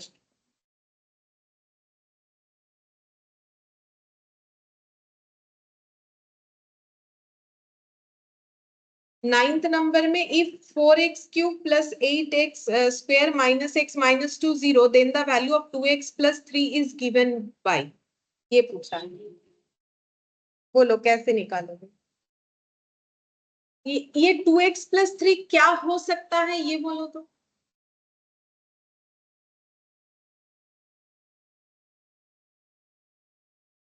2x प्लस 3 इस इक्वेशन का क्या होगा, कि बोल रहे हैं इस इक्वेशन का वैल्यू 0 है, तो 2x प्लस 3 क्या हो सकता है?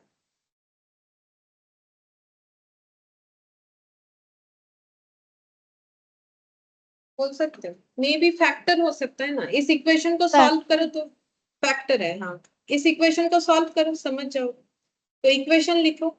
इक्वेशन क्या है? 4x cube plus 8x square minus x minus 2 equal to 0। अब क्यूबिक अगर किसी को सॉल्व करना नहीं आता है तो भी ये इक्वेशन बिना क्यूबिक के सॉल्व हो जाएगा, मतलब क्यूबिक का अलग मेथड होता है, वो मेथड नहीं लगाए भी ये सॉल्व हो जाएगा, क्योंकि इसमें से कॉमन लेके देखो, ये दोनों में से कॉमन क्या लोगे?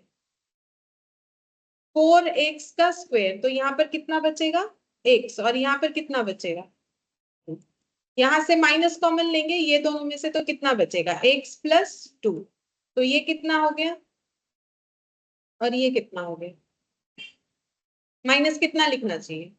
1, यहाँ कुछ नहीं है, मतलब कितना है? 1। ठीक है, तो यहां से हम लोग को ये पता चला कि x प्लस 2 0, तो x का वैल्यू -2, और 4x का स्क्वायर माइनस 1 इक्वल टू 0, तो 4x का स्क्वायर 1, x का स्क्वायर 1/4, x कितना होगा बोलो।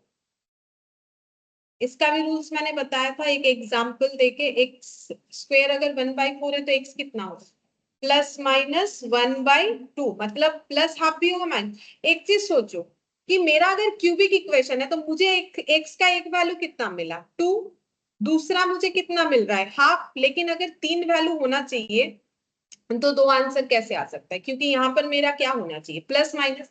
ये तो मैंने पहले भी बताया तुम लोग को एक एग्जाम्पल, और एग्जाम्पल मेरा कुछ ये वाला था, ठीक है।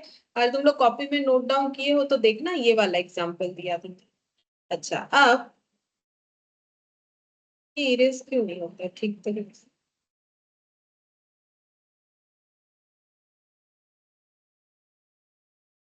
चलिए। हाँ, इतना देर बाद गया। अच्छा, अब देखो बोल रहा है ये तो निकाल लिया हम लोगों ने, अब बोला कि 2x+3 का आंसर बताओ, तो कैसे बताओगे बोलो।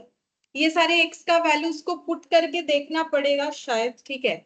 अच्छा, अब देखो x का वैल्यू हम लोग का फिर कितना कितना आया, -2, हाफ और -हाफ, पुट कर करके देखो कितना आ रहा है। देखो एक मिनट देख लेते हैं यहाँ बोला क्या है, और कुछ बोला था यहाँ पर, बोला था। अच्छा हाँ, इसका 3 आंसर आएगा, 2x+3 का 3 आंसर आएगा, या तो 4 - 1 2 आएगा, -4 2, ठीक है। तो अब वो तीनों तीनों वैल्यू पुट करेंगे तो हमें 3 आंसर ही ना मिलेगा। चलो चेक करते हैं। तो पहला वैल्यू कितना है, -2, देखते हैं कितना आता है, -4+3 कितना हो गया माइनस। अच्छा, फिर 1/2 +3 कितना हो जाएगा 4, 2 2 कैंसिल आउट,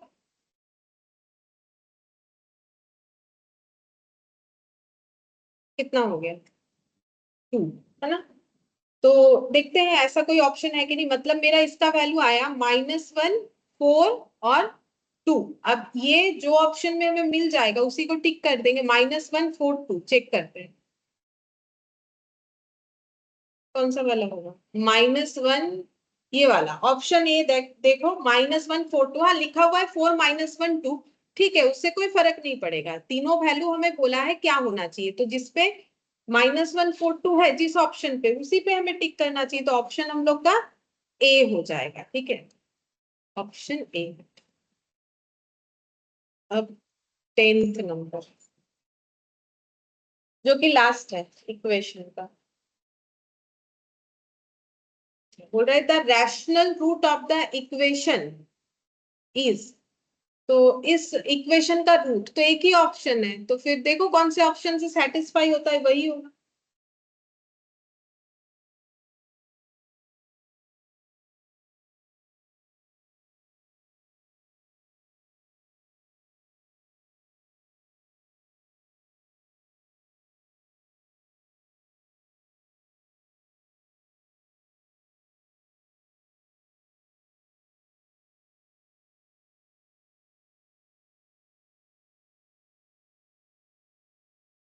ऑप्शन ए से ही सेटिस्फाई, इक्वेशन है हम लोग का 2x³ - x स्क्वेयर, ठीक है, तो 2x³ - x का स्क्वेयर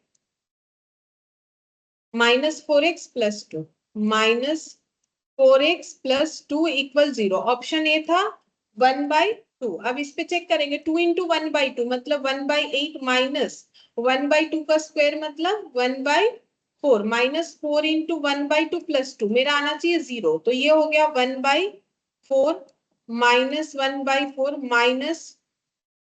-2 + 2, हाँ 0 तो आ रहा है, बस इस पे तो एक ही बार चेक करना है हमें, तो एक ऑप्शन ही दिया था, तो फिर ये ऑप्शन ए हम लोग का आंसर हो जाएगा, ठीक है। तो 10th का आंसर हम लोग का हो जाएगा ऑप्शन ए।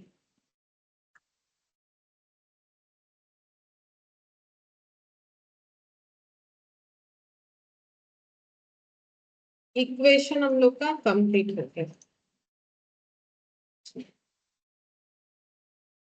अब थोड़ा सा हम लोग टाइम वैल्यू ऑफ मनी देख लेते हैं, ठीक है, ज्यादा तो होगा नहीं आज, देखते हैं जितना होगा।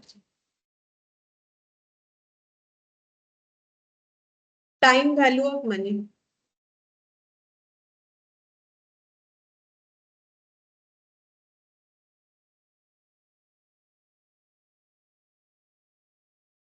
अच्छा, टाइम वैल्यू मनी का मतलब क्या होता है कि समय के साथ साथ पैसे का वैल्यू क्या हो रहा है, कम या ज्यादा? कम, ठीक है।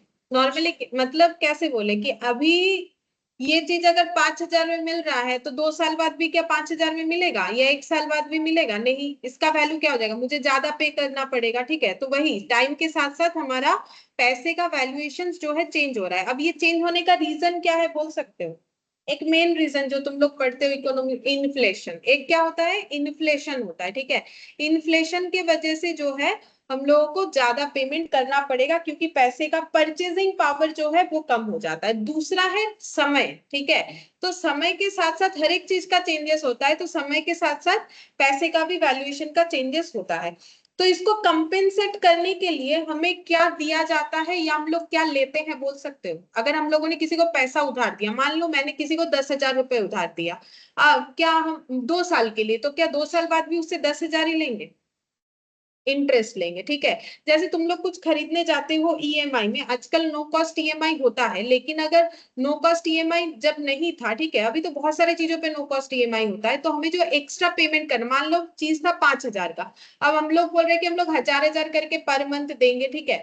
तो 1,000 करके दोगे तो उन्हें 5,000 ही मिलेगा, लेकिन वो ये बोल रहा है कि नहीं, मुझे 1,000 नहीं, मुझे देना पड़ेगा 1,050 करके, ठीक है। मतलब हम ये कहना चाह रहे हैं कि 1050 करके 5 बार देना पड़ेगा। तो फिर हम लोगों ने कितना एक्स्ट्रा इंटरेस्ट दिया बोलो तो? बोलो।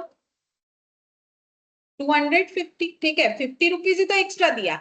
अगर हम 1,000 करके 5 बार देंगे, मेरे प्रोडक्ट का वैल्यू ही 5,000 है, तो मैंने 5,000 ही दिया, कुछ एक्स्ट्रा नहीं दिया। लेकिन जिनसे परचेज किया है वो अगर बोल रहे नहीं, 1,000 रुपए का इंस्टॉलमेंट नहीं चलेगा, ईएमआई कितना देना है, 1,050, तो 50 रुपए पर ईएमआई में एक्स्ट्रा ले रहा है ना, ऐसा 5 बार करके कितना एक्स्ट्रा ले रहा है, 250। इस कॉस्ट का नाम क्या होता है, इंटरेस्ट। क्या होता है, इंटरेस्ट। अब इंटरेस्ट हम लोग एक जन के लिए रिसीवेबल होगा और एक जन के लिए क्या हो जाएगा, पेएबल, ठीक है। तो इंटरेस्ट जो है वो किसी के लिए पेएबल होगा, किसी के लिए रिसीवेबल होगा। रिसीवेबल और रिसिप्ट, और पेड और पेएबल, ठीक है।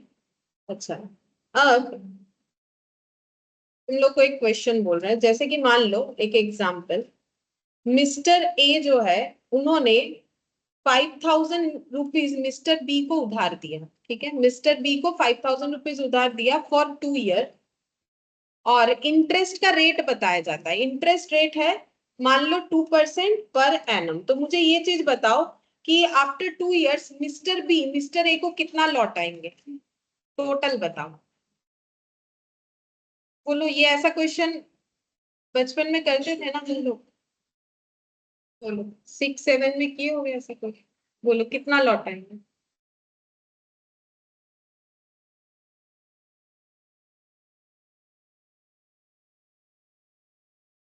और फिलहाल तो डिप्रिशिएशन भी कर रहे हो, डिप्रिशिएशन भी जैसे टाइम बेसिस पे होता है, इंटरेस्ट भी टाइम, जितना टाइम का लोन रखोगे उतने टाइम का इंटरेस्ट भरना पड़ता है।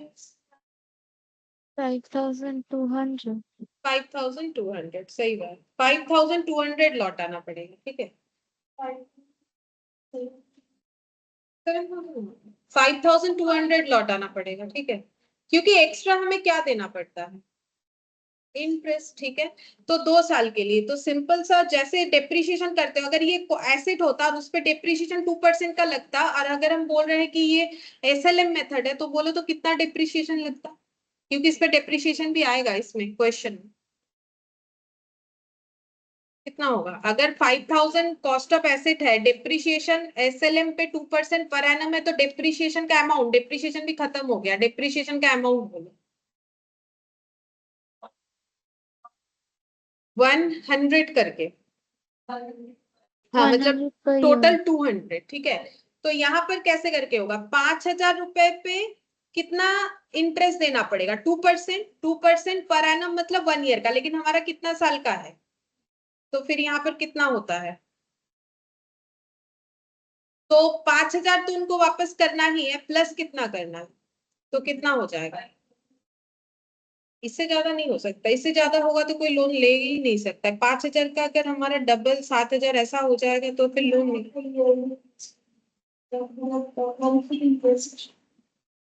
नहीं मंथली तो नहीं, पर एनम का मतलब ईयरली होता है। अच्छा तो देखो, तो ये हम लोग का हो गया। अच्छा अब यहाँ पर एक फॉर्मूला हमें सीखने को मिला, ये 5000 को यहाँ मैथ्स में क्या बोलते हैं, इनिशियल अमाउंट या फिर प्रिंसिपल अमाउंट, जिसको कैसे डिनोट करेंगे, पी से, ठीक है। अच्छा ये 2% को हम लोग बोलते हैं इंटरेस्ट रेट, जिसको किससे डिनोट करते हैं, आई से, ठीक है। तो ये स्मॉल आई हो जाएगा, आई हो गया हम लोग का 5%। और ये जो 2 है, ये जो 2, हाँ इसको हम लोग बोलेंगे टी से, ठीक है, टाइम। तो ये हो गया 2 इयर्स। और ये जो 200 आया, इसको कैसे निकाला, इसको बोलते हैं आई, कैपिटल आई।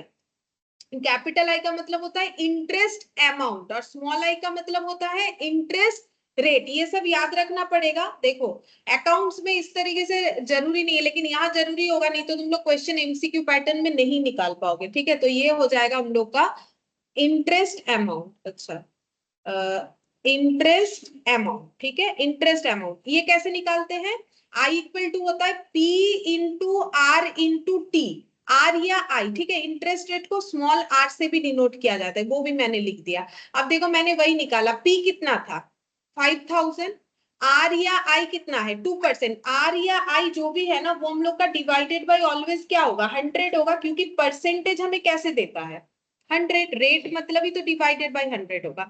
अब r बाई 100 फॉर्मूले में लिखा हुआ रहता है, तुम लोग को क्वेश्चन में जो देगा दैट इज 2/100 और 2 इयर्स के लिए, तो इसका आंसर कितना आ गया 200।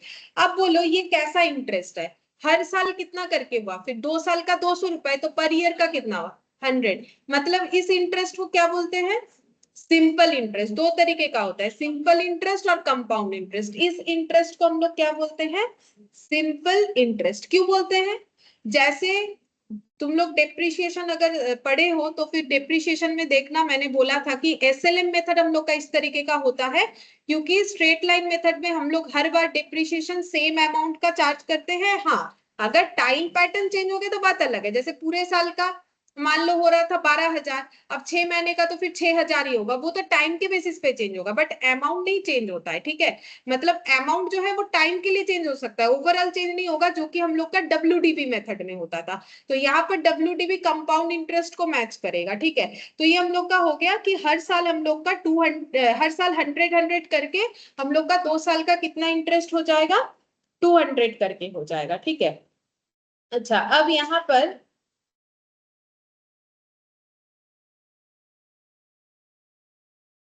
ठीक है, चलो यहाँ पर हम लोग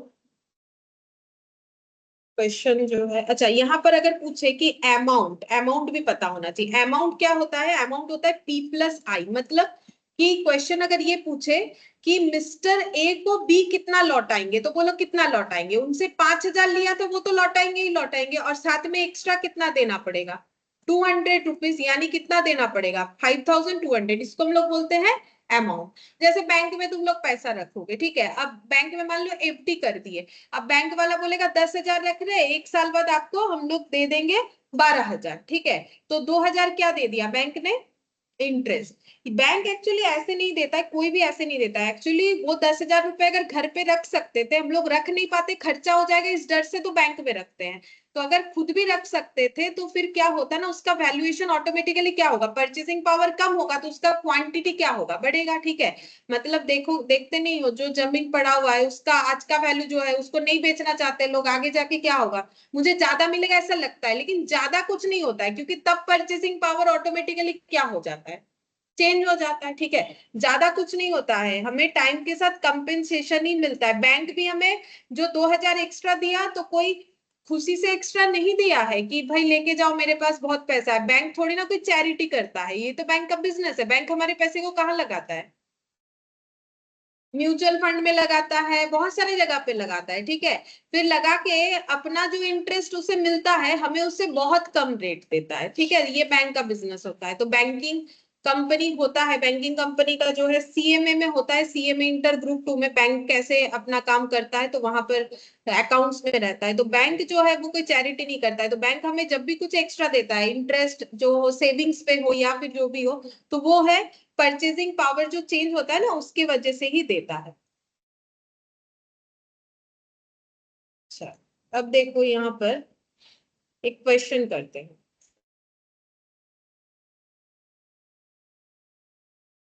ये वाला, how much interest will be earn on 2000 at 6% simple interest for 2 years। बोलो, अभी सिखाया मैंने, उसके हिसाब से तुम लोग फाइंड आउट करके मुझे बताओ। बोलो।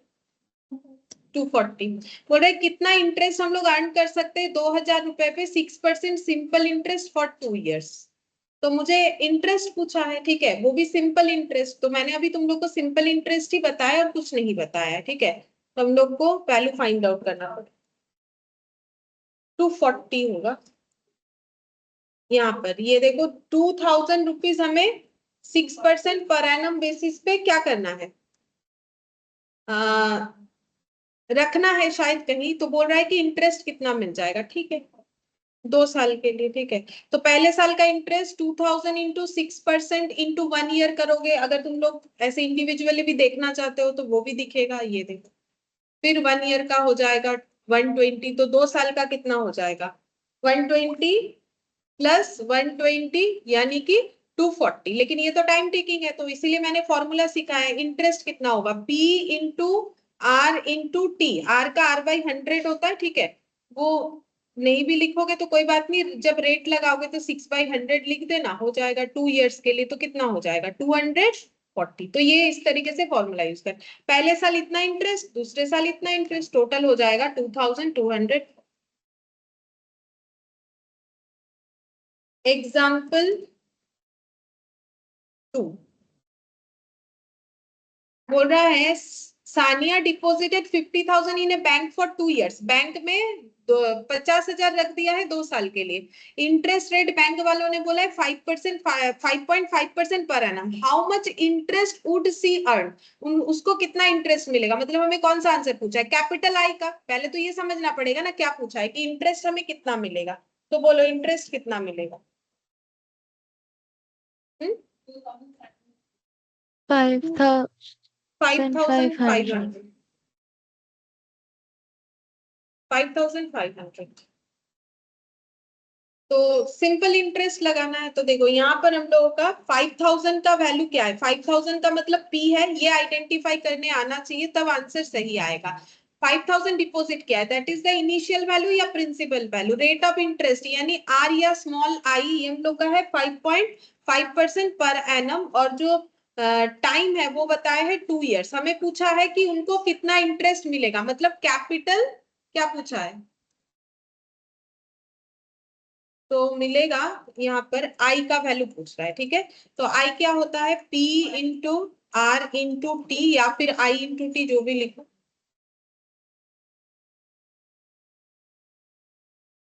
टी हो जाएगा 2 years। अब इसका आंसर आ रहा है 5500। तुम लोग चाहो तो ऐसे भी देख सकते हो, लेकिन देखो एमसीक्यू है, अब इतना तो कर नहीं सकते, लेकिन अपने समझने के लिए कर सकते हो। 50,000 स्टार्टिंग, 1 year में इंटरेस्ट, फिर सेकेंड ईयर में इंटरेस्ट, इस तरीके से होगा। एग्जाम्पल 3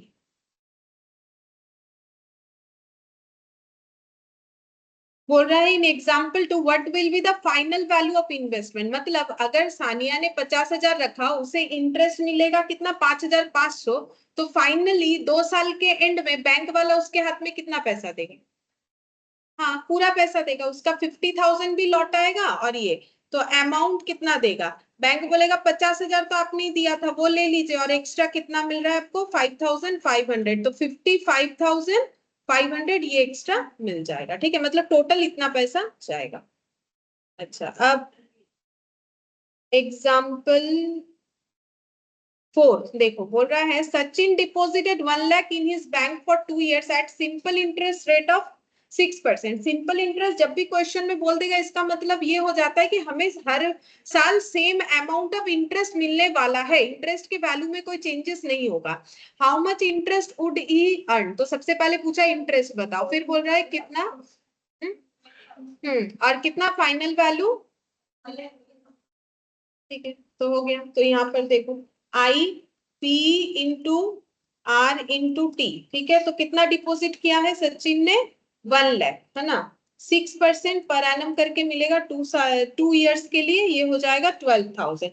और फाइनल वैल्यू फाइनल वैल्यू यानी कि अमाउंट पूछ रहा है, ठीक है। तो ये कितना हो जाएगा 1 लाख प्लस 12,000, तो ये हो जाएगा 1,12,000, ठीक है। अच्छा अब नेक्स्ट देखते हैं एग्जाम्पल 5।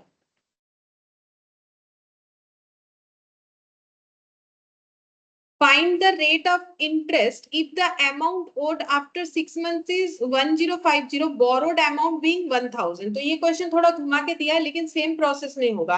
क्वेश्चन में बोला है कि रेट ऑफ इंटरेस्ट निकालो, मतलब क्या निकालने बोला है, पी होता है, आई या आर होता है, हाँ, और कैपिटल आई बोलो क्या निकालने बोला है, मतलब ये वाला निकालने के लिए बोला है। If the amount owed after 6 months, जो अमाउंट हम लोगों ने उधार लिया था वो 6 मंथ्स बाद कितना बन चुका है 1050, और बोरोड अमाउंट कितना है 1000, मतलब हम लोगों ने कितना उधार लिया था। बोरो मतलब क्या होता है, उधार लेना ना, तो कितना उधार लिया था 6 महीने बाद वो कितना अमाउंट हो गया है, मतलब जिससे उधार लिया था वो 1000 की जगह 6 महीने बाद रिटर्न में कितना मांग रहा है 1050, तो कितना एक्स्ट्रा मांग रहा है 50 रुपीज मांग रहा है। तो अमाउंट ऑफ इंटरेस्ट तो पता चल गया कितना हो रहा है 50, तो रेट ऑफ इंटरेस्ट कितना होगा, जैसे तुम लोग को एग्जाम में 100 में 30 मिला मान लो, ठीक है, तो फिर तुम लोग उसका परसेंटेज कैसे निकालोगे, मतलब तुम लोग जो परफॉर्मेंस दे रहे हो इसीलिए हम पूछ रहे हैं, 100 में 30 मिल गया, चलो इसका आंसर 5%। 5% नहीं, इसका तो बोले 10% होगा, 10%। 10%, हम्म 10% होगा।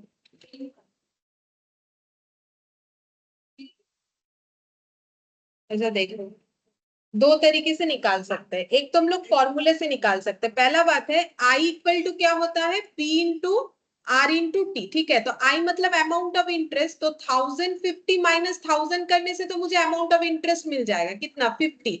ये कितना पैसा डिपॉजिट, मतलब कितना पैसा बोरो करने पे इंटरेस्ट पेबल हुआ था 1000 रुपीज। आर मुझे बोला है निकालने के लिए, मुझे नहीं पता, और ये टी मेरा कितना है, मुझे टी को हमेशा ईयर्स में ही लिखना है, तो मेरा बोला है 6 मंथ, 6 मंथ्स मतलब कितना साल होता है 6/12 या फिर हाफ ईयर, ठीक है।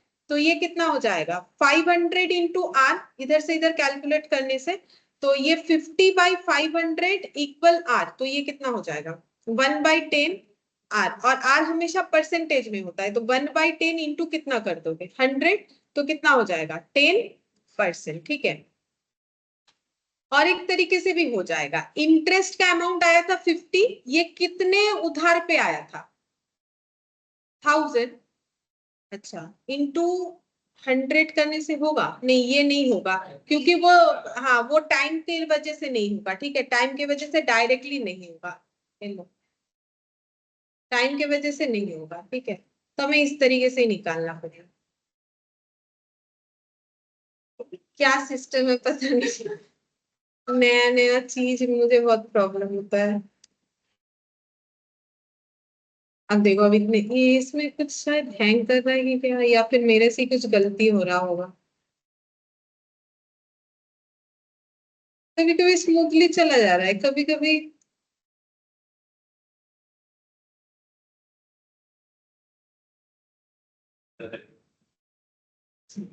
लेकिन जा क्यों नहीं रहा है वही तो नहीं समझ,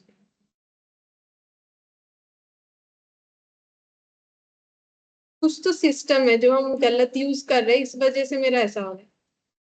ये ये देखो इतना देर बाद किया, मुझे नहीं लग रहा है मेरा गलती है, फिर हैंग कर रहा है या फिर कुछ और होगा, ये देखो ये तो फिर पेन में ही नहीं आ रहा है, लो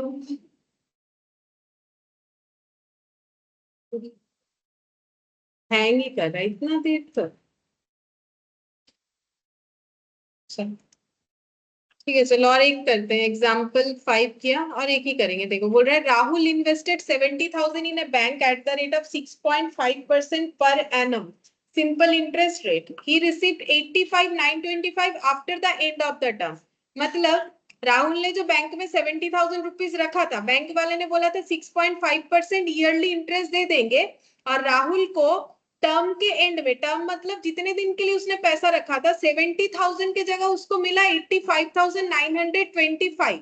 बोला है कि फाइंड आउट द पीरियड, जो कि क्वेश्चन में मिसिंग है, जितने दिन के लिए राहुल ने ये पैसा इन्वेस्ट किया। तो बोलो कैसे निकालोगे? वही I इक्वल टू PRT कर तो हो जाएगा। हम लोग को इंटरेस्ट तो पता है ना कितना मिला इंटरेस्ट, फिर 70,000 के जगह बैंक ने अगर 85,925 दे दिया तो एक्स्ट्रा जो दिया वही तो इंटरेस्ट है। इंटरेस्ट कितना मिला? 925, और उसका वैल्यू होता है P into R into T, तो वहां से T निकालो।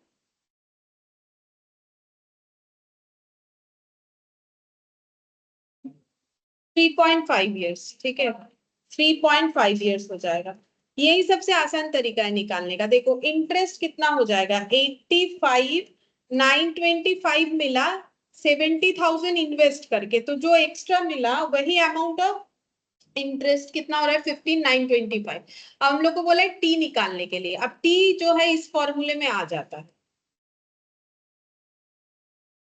तो आई मुझे पता है 15,925, पी भी मुझे पता है 70,000 इन्वेस्ट किया है हम लोगों ने।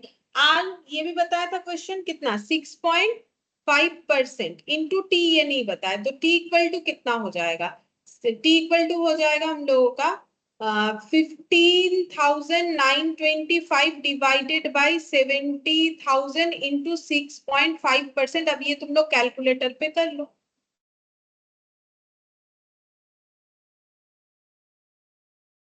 सच में लैपटॉप जो है हैंग कर रहा है, इस वजह से और भी ज्यादा नहीं हो रहा। 15,925 डिवाइडेड बाई 70,000 फिर डिवाइडेड बाई 6.5% भी लगाना है, तब जाके सही आंसर आएगा 3.5।